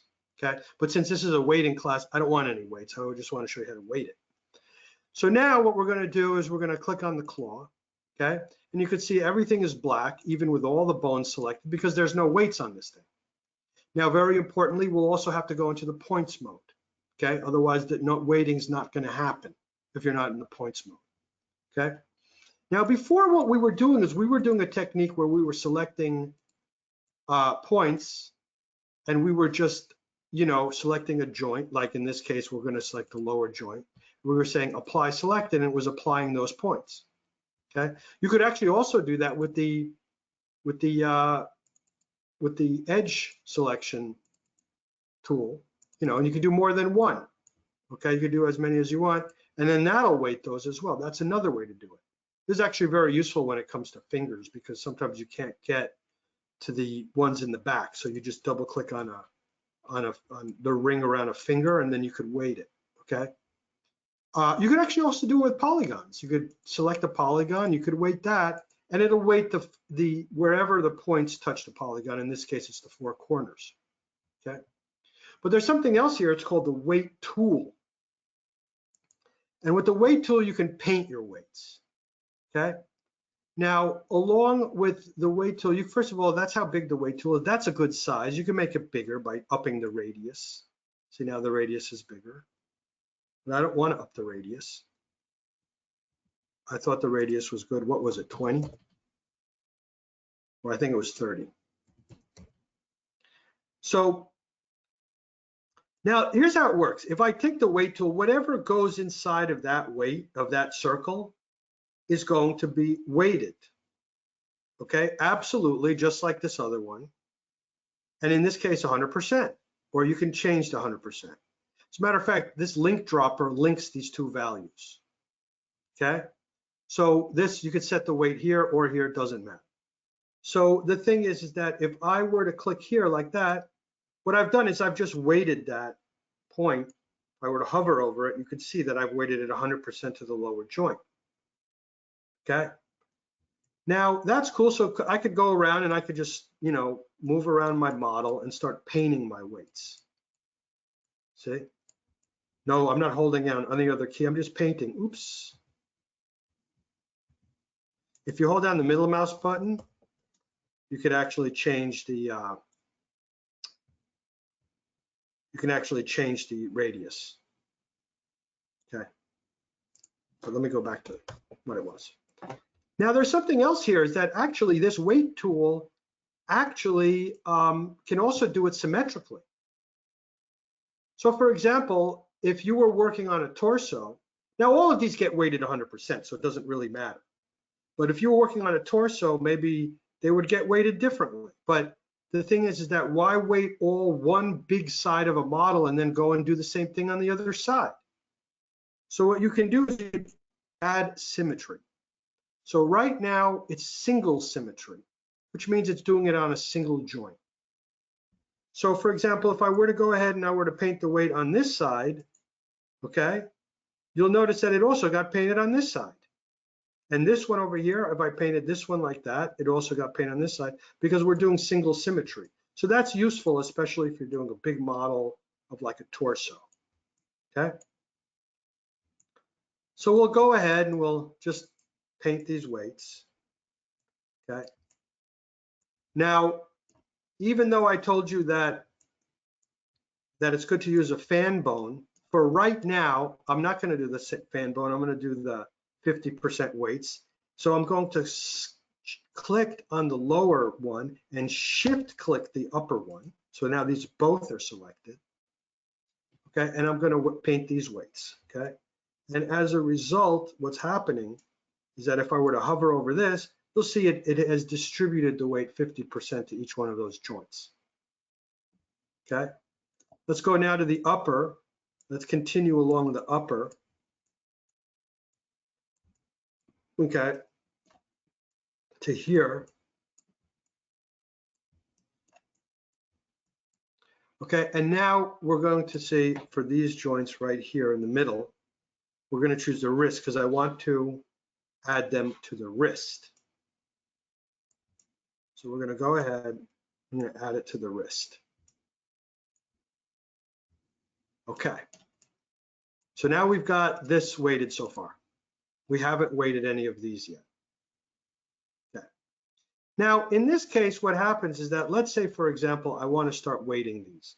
Let's say I want to start weighting these over here. Okay. So the thing is that what I can do is I can go ahead to this is claw 1 and claw 2. I'll shift click these because I want to distribute 50%. So let me just do this one first. So I'm going to click this one over here like this, and you'll notice that it weighted it 50% to claw 1 and 50% to claw 2. But it also got weighted on the other side because I have symmetry on. So if I go to the symmetry, it says, well, it also says 50% to R claw 1 and 50% to R claw 2. And this is 50% to R claw 1 and 50% to R claw 2. That's not what we want, obviously. We want this to be 50% to R claw 1 and R claw 2. And we want 50% of this, and we want this one to be 50% to L claw 1 and L claw 2. Okay? So what we want to do is we want to change the symmetry to name. And we want to say for our naming convention for left is L underscore, and our naming convention to R for right is R underscore. Okay, because that's how we name them. See that? So now if I were to go ahead and paint them like this, what's happening is that this is being weighted to L claw 1 and 2, and this is being weighted to R claw 1 and 2. So we're going to go ahead, we're going to choose just R claw 2, and we're going to weight these up to the top at 100% because these don't get weighted. Okay, and these get weighted to the right joint because we have our naming convention. We'll choose 0 and 1, we'll do the same thing. It's 50% on each. Okay, and then what we'll do is for the wrist and claw 0, we want to actually weight these to be kind of like that. Okay, so what's happening right now is that this thing is fully weighted to these joints. So now if I turn on my subdivision surface, for example, and if I choose my wrist, And if I go ahead to the object or model mode, again, you can see that, you know, we have a nice little forward kinematic system being set up for this claw. We can animate it with this forward kinematic system. But before I move on to the next part of this lesson, let's talk about some of these other tools on the weight manager. Okay? Boy, time does fly. So the other thing I want to do is let's get rid of these safety lines because we don't really need them either. So let's go ahead to the display. I mean, configure start save frames, get rid of those because they're just not necessary. So what I want to do now is, let's say, for example, we were to take all of these L claws. Let me take off the, okay, and let's zero out all of their weights. They don't have any weights anymore. Only the R claws do.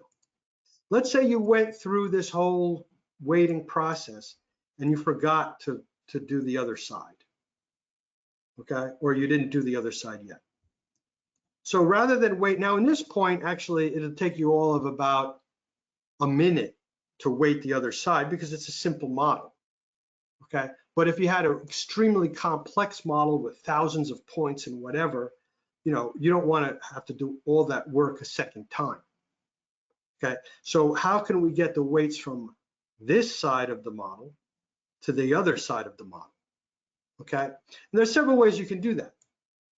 For example, one easy way is that I can take the wrist down to the claw 3, and I could just say, well, right now it's saying mirror plus to minus.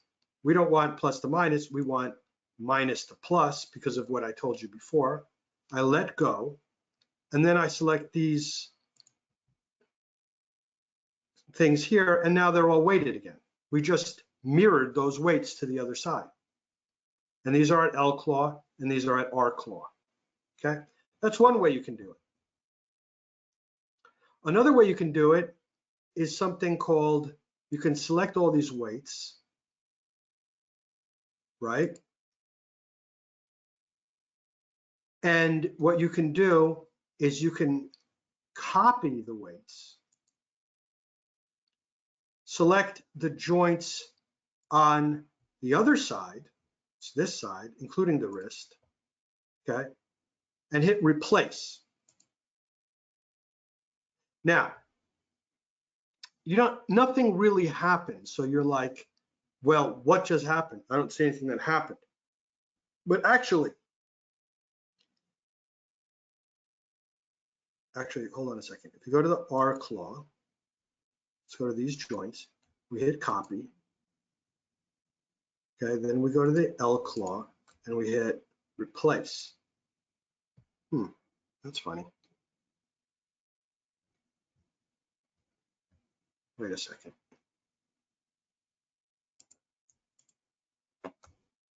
Oh, I think, oh, okay, well, we're not in point mode, first of all. But I think what you want to do is you can select, you have to select it in this case. You have to select the joints that you're copying over, okay? So let's copy just these joints. Now let's copy everything on these joints, copy. Now let's select these joints and replace, and there we go. So what's happening is that if you were to look at these joints, first of all, they're on the wrong side, okay? They should be on this side, they're on this side. And if you were to look at the joints themselves, the points are not normalized. There's 200% of weight there, okay? So if you go to the weights thing over here, you'll see that you have normalization problems, okay? So because there's one other thing you need to do. You need to flip X. If you click flip X, it flips those ones that belong to these joints. It flips the weights that belong to these joints over the x-axis, or over the x-axis, yes, from one side to the other. So now if you look at these are nicely weighted 50 and 50, and these are 100 to the L claw joint. And these are weighted 50 and 50 to the R claw joint, okay? And it only did the ones that were selected. Okay, so you have to select them first to do the joint. So if you wanted to only flip one, you would only just choose one and flip that weight. So it's a way, so if let's say you only wanted to flip weight of 1 point or 2 points or all these points, you select them, you copy the weights, on one side, you select the bones you want to paste them to, you paste them on that bone, and then you press flip X. Okay? And actually these right here, these right here are actually not really weighted correctly because I didn't select the wrist joint the second time, but I could have. But so let's actually, what is it right now? They're only weighted 50% to the wrist. They only have 50% of total weight, so they're not normalized. So we're just going to click the wrist and the L claw 0 and apply selected, and now it's weighted right 50% to each, total weight of 100%. So now this thing is weighted. So we went over different ways, okay? You could just, use you could weight it all manually. You could weight it with the weight tool with symmetry on, with the naming convention left and right. You can mirror the weights with this tool, okay? Or you can copy the weights and flip them on their x-axis. Okay, so there's just a bunch of, that's what all this stuff down here is on the weight tool. So now if I were to choose my subdivision surface, okay, and then go ahead to the wrist thing over here and go back to model mode, okay, so now, these joints here are being, weighted and nicely done. Actually, I would ask for questions right now, but we only have about 13 minutes left. So I'm going to go on. Maybe we'll stay a little bit extra at the end to talk about. You go on, and we'll save them to the end. That's not a problem. Yeah. So anyway, the thing is that, so what I want to do, okay, is there's several things I want to do. And depending on how much time we have left till the end of the class, is that we'll either do them all or we'll do as much as we can of them. One of the things that I wanted to do was I wanted to add like a IK chain to this, kind of like how we did it on the lamp in the last section. So this way to animate this, because right now it's all forward kinematics. So you start one place and you do each joint by itself. But so we'll try to do that. But before I do that, I wanted to try to do something else, okay? And that is that right now, if I want to animate this pinch, well, gee, I got to select for the first thing and rotate that a little bit, select the second thing, rotate that a little bit, select the third thing, rotate that a little bit, go to the other side. It's kind of a pain in the neck, okay? So what I'm going to do is I'm going to set up what's called a user data slider. And I'm going to use that user data slider to control the pinching of this thing with one keyframe, okay? Which will make it much, much easier. It's only going to be one keyframe. So here's how you do it. We're going to click on the claw. We're going to go to user data. We're going to say add user data. A default one comes already, okay? So what we're going to do is we're going to make it a floating, we're going to call it whatever, pinch, or I'll call it clench, okay? So what we're going to do is that rather than just have, it's going to be a floating point number, and rather than just a floating point, an input field, we're going to create a slider. And it's going to be a percent. It's going to go from 0 to 100%. So I'm going to click OK. And now we have this little user data tab, and I've got a slider here, okay? The only problem is it doesn't do anything, okay? It just slides, which is kind of cool. you could show your friends I made a slider, but the whole point is we want to now go ahead and make and use this slider to control something.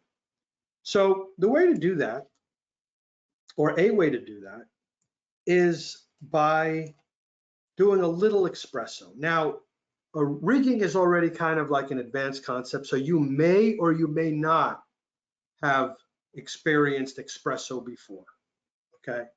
It's certainly used a lot in motion graphics and motion design, but we're not going to get too into it. We're just going to we're actually going to go on a very, very cursory level, okay? It can be seem a little bit like complicated, but it's really not. It's really just easy to understand.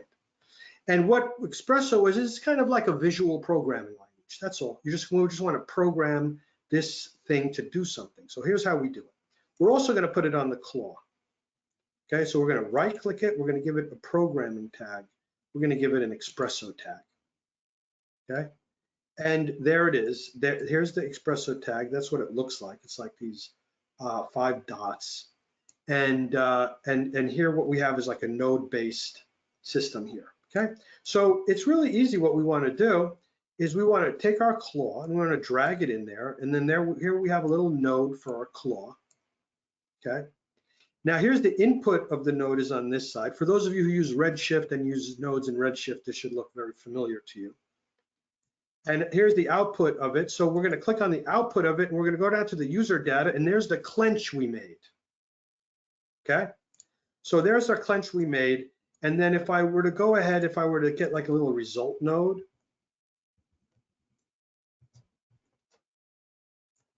and we were to pipe this into it, we could see that it's right now it's at 0. If we go to our claw user data, wherever we drag this, we could see it outputting it. Now, since this is 54%, it's just doing it in decimal notation here, 0.54. Okay, so that's easy enough to understand. So now what we want to do is let's take, for example, these 3 bones or these 3 joints, and let's drag them into our XPresso area. Okay. And now what we want to do is we want to take these, the result from the XPresso, from the user data, and we want to control the rotation of the joints. Now, this is going from 0 to 0.1. So that's not really useful, okay, because it would only rotate these things to 1, it's from 0 to 1, okay? So what we're going to do is, let's say we want to rotate these things. I actually already checked it before. Let's say we want to rotate all of these things 11 degrees, okay? So what we need to do is we need to create what's called a range mapper. Oh, actually, there's something else before I do this that's very important, okay? And we talked about it in the last session, is I want to select all of these joints first, and I want to freeze their coordinates. So that way, all of these joints in this default position, all of these joints will have a rotation of 0. If I ever mess up and I were to rotate these joints crazy like that, and I'm like, what was it before I rotated it? Okay, I don't have to remember this number, 29.059. All I have to do is 0 it out, okay? Because the transformations are all frozen, okay? So in order for this to work, you should freeze the transformations. All right, let's get back to this. I want to select this range mapper node. What this range mapper node, and I'm going to bring the clench into it, is it's going to tell you the input lower is going to be 0. The input upper is going to be 1 because it goes from 0 to 1.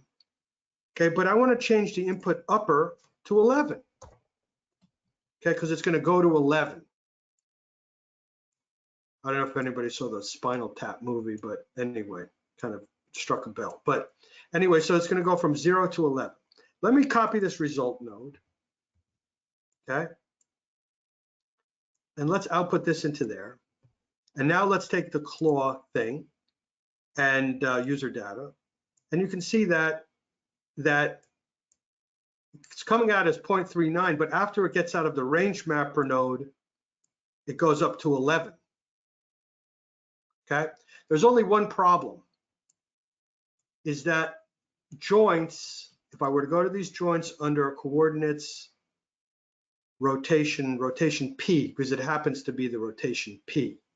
Okay, I know that because if you click on one of these joints, okay, it's a rotation P that does it.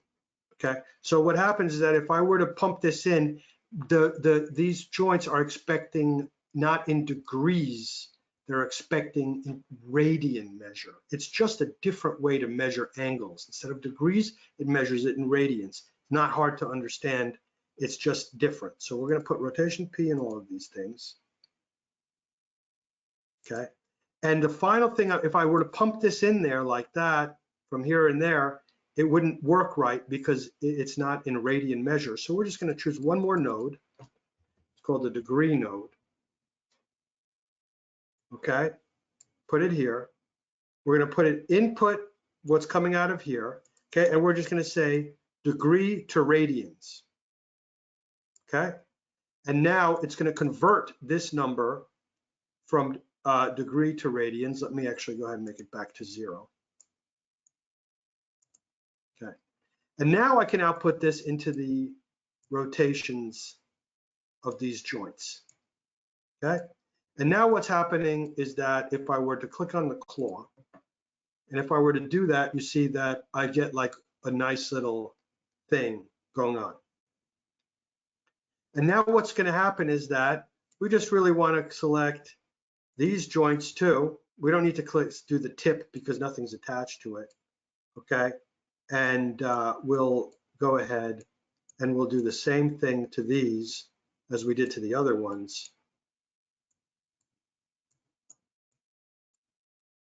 Okay, coordinates, rotation P, rotation P, rotation P. Okay, and we'll put those, we'll put the output to this in there if I can get it.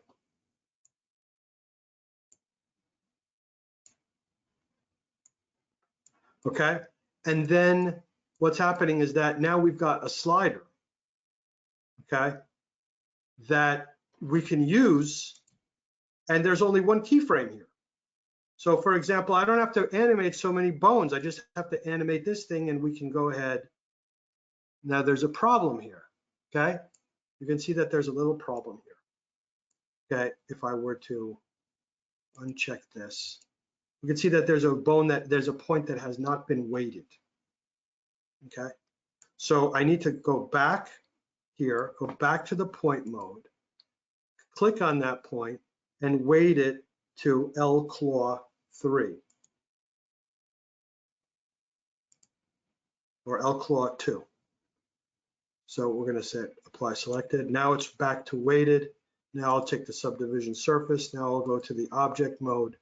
And now I've got this weight. So you'll find that in rigs, there are all sorts of these sliders in them to make the process of animating with them a lot easier. Okay, you'll have sliders for like to roll the foot, to make the head follow the chest, to make the foot to roll on either end. You also might have, there's just a lot of reasons. So now what I can do, for example, is I can keyframe this animation, add keyframe, okay? And I can go to like, 25 frames later and then add a keyframe here to that. Actually, first let me close it and then add the keyframe. And then what's happening is that I've created animation here of that. Okay. So we might save some of the next lessons here because what we want to do, just quickly, let me just tell you something about the fan bone and IK. You might be asking to yourself, well, okay, if you add a little fan bone in here, is that going to mess up the IK if I do IK? Well, let's quickly do an IK. With the lower, we're going to set up a little IK tag here, okay? And we're going to go, the end of the IK chain is going to be the wrist. and we'll add a little goal. Okay, which is right here. There's our little goal. Okay, and we'll use this should be familiar from last week. Oops.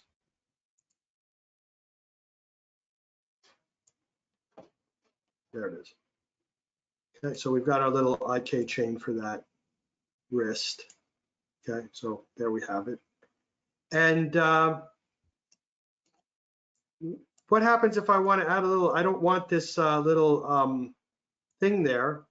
You know, I don't want to have these points weighted to these two bones. I want them weighted to a fan bone. Okay, so let's hide that. So we just have the bones there, right? And let's see what happens. Okay, so what we're going to do is we're going to create a new bone.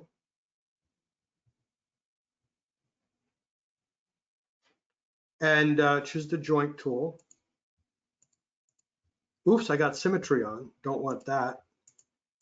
So what we'll do is we'll take this joint and we will call it fan and fan tip.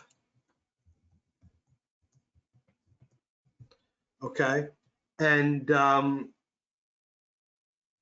we're going to make it a child of the upper bone. Zero it out like we did before. Right, so that's our fan bone. Give it a rigging tag of constraint, parent tag. Give it 2 parents, uncheck position, drag the lower bone as one parent and the upper bone as the other parent. Okay, so now if I go ahead to the upper bone and if I rotate it, oh, I have the IK. So let me turn off the IK actually first. Enable. I'm gonna disable the IK. Okay. So now, for example, oh no, I just disabled the parent joint. That's wrong. I want to disable the IK joint. Okay, so now if I go to the upper joint, okay, you can see that it's now acting like a fan bone. Okay, and it's inside of the IK chain. Is that going to mess up our IK? Okay, could mess up our IK. Maybe we can't use fan bones with IK. Okay, but if I choose the IK joint, let's enable it again. Okay, let's go to the wrist goal. And if I were to do it, it doesn't mess it up because the IK is only looking at this. It doesn't mess it up because it's embedded a little bit. Okay, because it only does this joint, and this joint. So you could, because this joint is being controlled by the constraint. That's why it doesn't do it. Okay, so you can feel free to use fan bones with IK. Oops. You don't have to worry about, oh, I can't use fan bones with IK. And then we'd obviously have to go ahead back to the rigging thing. Okay, and then we'd have to go ahead and choose. Now notice the fan bone's not in there. Okay, so we can't rig to the fan bone because of what we had to do before. We have to click on the weight tag. Okay, we have to go to the joints and we have to add that fan bone in there. And like I said, you don't need to add the tip. Okay, but you can if you want, or if you think you might need the tip, you might want to put something on the tip. Who knows? Okay, everything is different. And now what we can do is we can go to the point mode, select those joints here, like that, and weight it to the fan bone, and then go back to the object mode. Oops, now look at that.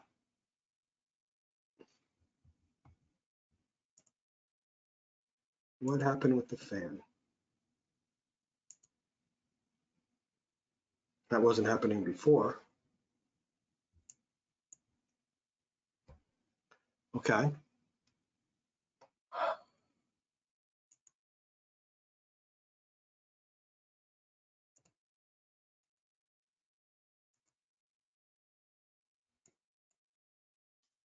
Then, well, it certainly wasn't happening before because I can show you what had happened. I'll look into it and we'll find out. I don't want to spend a lot of time on it right now. I think I know what's happening, but it's not really a major thing. I think it was this one. Oh, well, actually, I had done this thing before where we're going to look at this next time, is how you can actually hand things off to other things with this kind of a setup. So we'll save that for next time.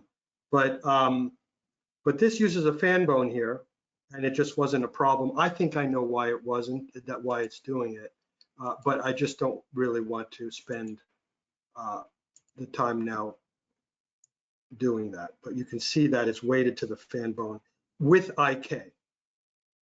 So you can use fan bones and IK. It's not a problem. So whether you use it with fan IK or forward kinematics, IK or FK, fan bones can be very useful to the animation process. And in this case, like you can see, we've also animated the pole a little bit, which we haven't added yet. All right, but anyway, so let's, what question, do we have any questions? Yes, so we had a couple. Let me go back and find these were from earlier. Okay. So back on the example of, the cylinder that you had bending and you were referring it to being perhaps like an arm with an elbow. Yes. A couple of people were wondering, would there be a way to then create like a bulge to simulate like the muscle of a bicep moving at the same time? There is a way, and that's using this muscle thing. It's kind of a little tricky to set up. If you want, maybe we can go on it next time. It's not really, honestly, the thing is that it's not used a heck of a lot but it is used actually, if you really want to get like ultra photorealistic stuff, like on a dinosaur and you want to have the muscles bulge and stuff like that. It's more of an advanced rigging thing. It's not used so much in cartoony type of stuff, and also it is sort of like tricky to set up because you really have to make it look like anatomy, but you could set it up so that way it actually acts like a muscle, okay? And basically what you can do is you can use it to create bulges in muscles underneath of a thing, and you would actually put it underneath of your mesh. I don't have an example set up right now, but you set up its relaxed,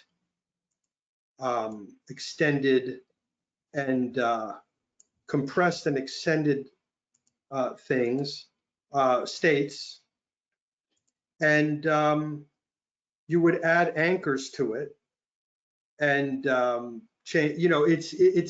I've done it several times, and I could set up an example for you, but that's how you would do it. You would do it with this muscle tool.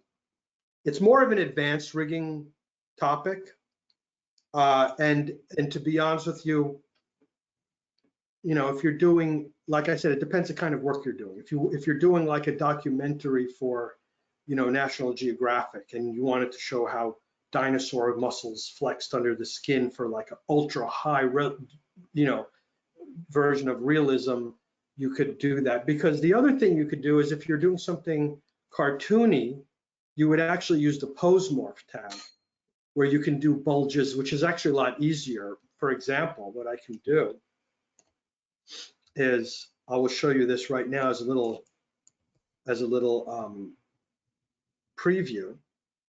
But for example, what you could do is on the claw, you could right click it and you could give it what's called a pose morph tag. Okay, there it is. And on the pose morph tag, I give it like points. I tell it to give it to use the points, right? And we're right here. Okay, what I could do is I can select a point on this. Oops, claw. I have to be in point mode. So I would select, for example, like this point. I'll give it like a soft selection over here. Well, hold on.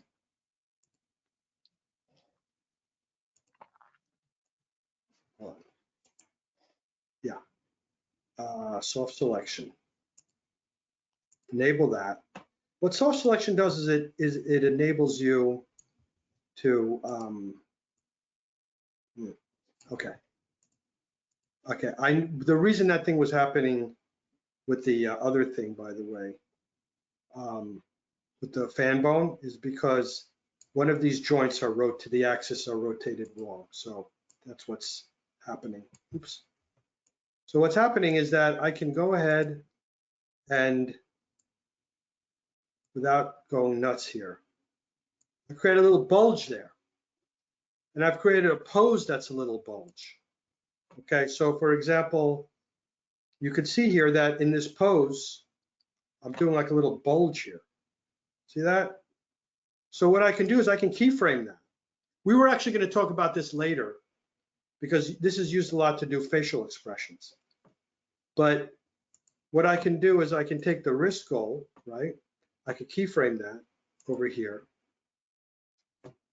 Oh, I have that weird, okay, whatever, we'll see. So we'll do that. Now, you know, actually somebody asked us in the last question, right?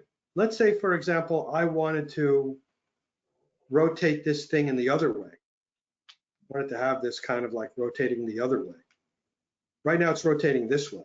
It's a little bit of a problem, okay? So I'm not really using the fan bone here on this one. Okay, this is back to the weighted joint. But the thing is that if I go like that, it's not really moving. Now, what some people do, there's a few ways to get over that. And that is in the IK tag, if I add the pole, right? And if I put the pole, let's say, on this side, this may or may not work actually. And if I go to the object mode, say, actually, hold on a second.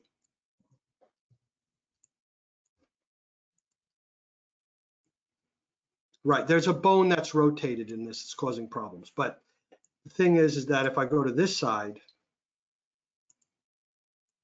now it rotates this way. So you can control it with the wrist, with the pole. There's just an issue with this particular model where there's one of the bones is not rotated right. So anyway, let's say I wanted to rotate it this way. That's flipping the whole thing actually. So the other way to do it, by the way, let's get rid of the pole temporarily, is a lot of times what you do is on the joint, you move it a little bit in the way that you want it to rotate. The problem is though, is that if I were to move one of these joints, let's say the upper joint, let's say I hold down the 7 key, which lets you move a joint, it actually moves the geometry on the joint. What about if I want to move a joint and not move the geometry?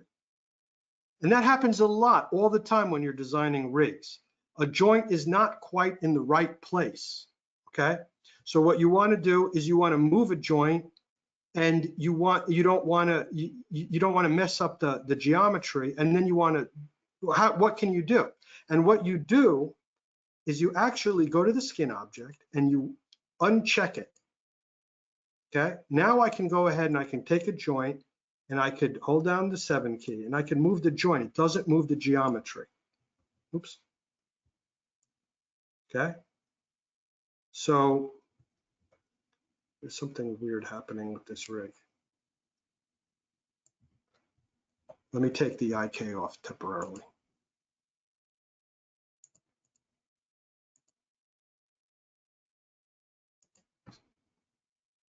Oh, I think I know what's causing all the problems here, and that is the wrist goal is rotated. So that's what's happening with the problem with all that other stuff when we were doing the fan bone. But I'll figure that out later. But anyway, if I were to take this joint now, if I were to move it a little bit like this, oops. So now I can move it a little bit like that. Oops. So now what happens is that I'm giving this a little hint in the direction I want to move it. And if this was an arm, you could actually go ahead and you could go ahead and take this stuff to, you go in the point mode, go to the claw. You can take the stuff and you could move this over a little bit, move these over a little bit. So that way you could, you know, design it so it's actually in the center of the geometry. Okay, but you can see that it actually bends a little bit. So now we've got the bones in the right position. This is actually a very, very crucial skill how to learn. Just to cap it up for you is that how to move joints after they're bound to their geometry. Once you move the joints the way you like it, okay, you actually click on the skin you click on the claw object again, okay? And in the weight tag, you hit, under the tag, you hit set bind pose, okay? Set bind pose, and now bring back the skin object, and now you've moved the joints, but not the geometry with it.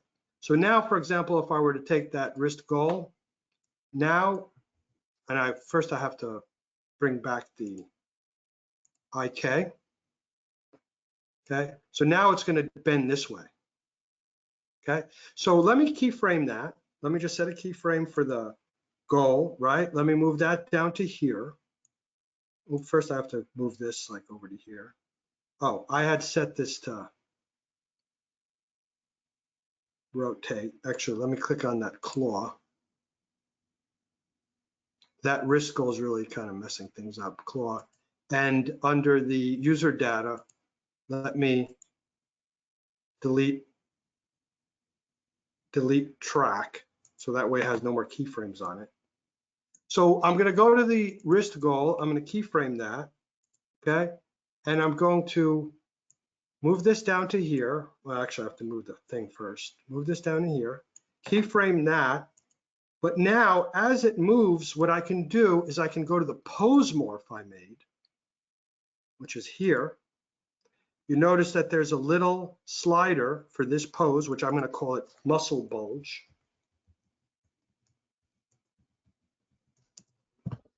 Okay, I'm going to keyframe this, go to this point over here, bring this up to 100%. Okay, of course it's on the wrong side because of that rotated stupid thing, but fine.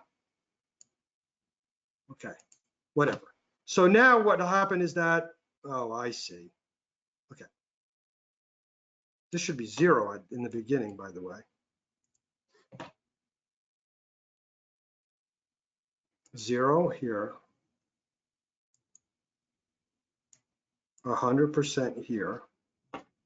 Yeah. Oh, because we're not in animate mode. Okay, we have to be in animate mode for the pose morph tab. Now we can do this. So we've got muscle bulge at 0.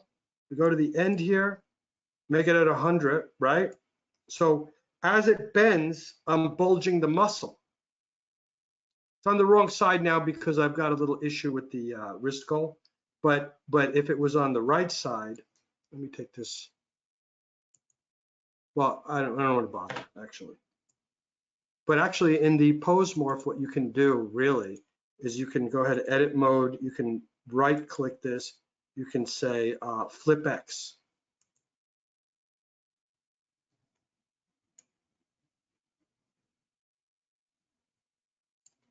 Okay, anyway, whatever. I'm not prepared to do this demo right now. So, but that's really how you would do it. Oh, flip X, animate. There you go. So you can see that you can use the pose morph. We'll get more into that later, but this is really how you would do it actually if you were going to do it for, you know, anything that, unless you're doing a science project. If you're doing a science project, you could use this muscle thing. When this thing came out, people were like really excited about it, but it was very, it was very cool and very thing, but really, to be completely frank with you, in my opinion, I don't think a lot of people use it. They would use something like the pose morph, and there you would see it doing that. Hope that answered the question. Yeah, that looks great. Looks really cool. And yeah, Rod said, yes, it's solved the issue. Thanks for taking the time to go through that as well, Joe. I know we're Sure. overrunning, but it's definitely great for everyone to see it kind of be created in front of a screen. Yeah. That's how you would get bulges and things with the pose morph for sure. Cool. Cool, right. Let me steal the screen back quickly and we'll just do the final little bits before we head off. Okay. Let me take that back and show my screen. Cool. So thanks again for that, Joe. And thank you for overrunning to show us all this amazing stuff. Like everyone in the chat really appreciates it, and they love it when we overrun anyway. They know it's a regular occurrence with our session, so it really doesn't matter. Yeah, it's you know, if you have any particular things also, I don't know, maybe you can put them in the comments of the YouTube videos or something like that, and I can prepare something, you know. I mean, I already have a list of things I'm going to go over, but maybe if they're quick things or something. Yeah, cool. That's a great idea. Yeah. And as a reminder to everyone, don't forget, you know, these sessions have been recorded. So if you want to go back and recap on any of it, then all you have to do is head over to the Hands On with Maxon playlist on our Maxon Training Team YouTube channel. So we've already got part 1 from last week. And then what we'll do, we'll get this on there as soon as possible later today. So you guys can catch up on part 2 if you need to. And before we kind of say bye, Joe, did you want to really quickly talk about the stuff we're going to be going through next week in part 3? Yeah, sure. Cheers. So next week, so we've talked about like point weighting in this class, which is very important. And the thing is that I guess maybe I'll show my camera.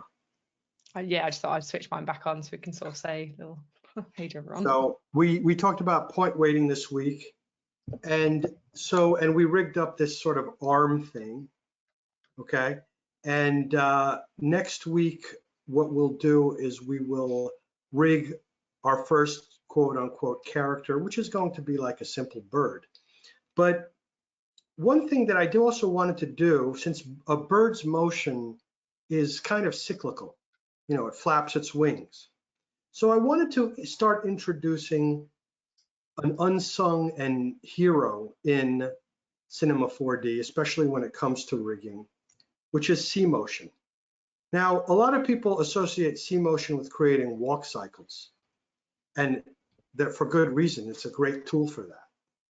But C motion is useful for any cyclical motion. Now, I found that in my experience is that some people are kind of like intimidated by C motion. They feel that it's kind of complex, but it's really not. It's kind of like there are some big concepts to get in the beginning, but after that, it's smooth sailing. So I wanted to bring that up sooner rather than later because it's your friend and you could use it for all sorts of things, not just walk cycles. So we're going to sort of like get an early look at that once, and then we're going to look at it again later, okay, where it can do even more stuff. And then we will start our discussion about the character object when we start to talk about full character rigging after that. So, and then we'll start, you know, the bird is sort of a character, but it's a very simple character. But the character object is going to be used. Once again, as I said in the last class, you know, you have to ask yourself when you're going to rig a character, like let's say a biped, you have to ask yourself, do I create this rig from scratch, or do I use the character object, which you can think of sort of like as a pre-made rig template? And it's a very good question, really. I think that if you have sort of like a strange character, like a three-legged peg leg, you know, thing that you want to sort of rig up, then you might really want to design the whole rig from scratch. But if it's actually a basic, you know, bipedal character, like a boy or a girl or a, you know, old woman or whatever, you probably will be better off using the character object, because it's a very advanced, very useful rig, and to program all of its functionality and all of the sliders that's involved and all of the XPresso and all of that stuff that's included in the character object rig, you know, going to take you, especially coming, if you don't know that much about rigging, it could take months to rig something like that. So we're going to start our discussion about that. And that's it, really. Cool. That all sounds really great. I'm already looking forward to it, as are so many other people who are sharing their thank yous and their messages of support for, thank you all for not only this session but this whole workshop. They're saying it's the best course. Lots of lovely comments that I'll share with you. Excellent. Thank you so much. I really appreciate that. Then thank you everybody for coming.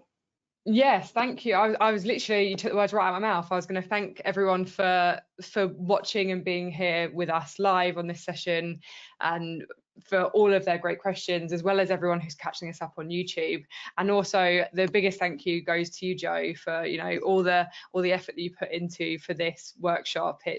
It really is amazing, and as you can see by the comments, everyone is loving it and really appreciating it, as well as the project files, so we can all break that down as well. So yeah, thanks, really. As a matter of fact, the project, one of the project files, you'll see the claw in there, and you'll see the pipe in there. Obviously, one of the project files we didn't get to, which we're going to talk more like when we talk about the bird anyway. So actually, I would take the one that says wing. I would take that out and I would put that in for next week. Okay, cool. Yeah, I'll do that then. I'll make sure that's sorted later today. Yeah. Very good. Cool. Well, have a great rest of your week, Joe, and to everyone else still on here with us. And I will see you. We'll see you next week for part 3. I'd like to see any rig that anybody comes up with. I'd like to see it. I don't know if you ever post it. Just ping me on Twitter or whatever. Yeah, so we've got a little hashtag here, which is a hashtag #Maxon that we use for all of these workshops. Oh, cool. And I tend to keep an eye on that on Instagram. So if I see anything, I'll tag you and I'll let you know. Yeah, let me know for sure. Will do. Cool. All right, cool. Have a good one, everyone, and we'll see you next week. Thank you. Bye. Bye.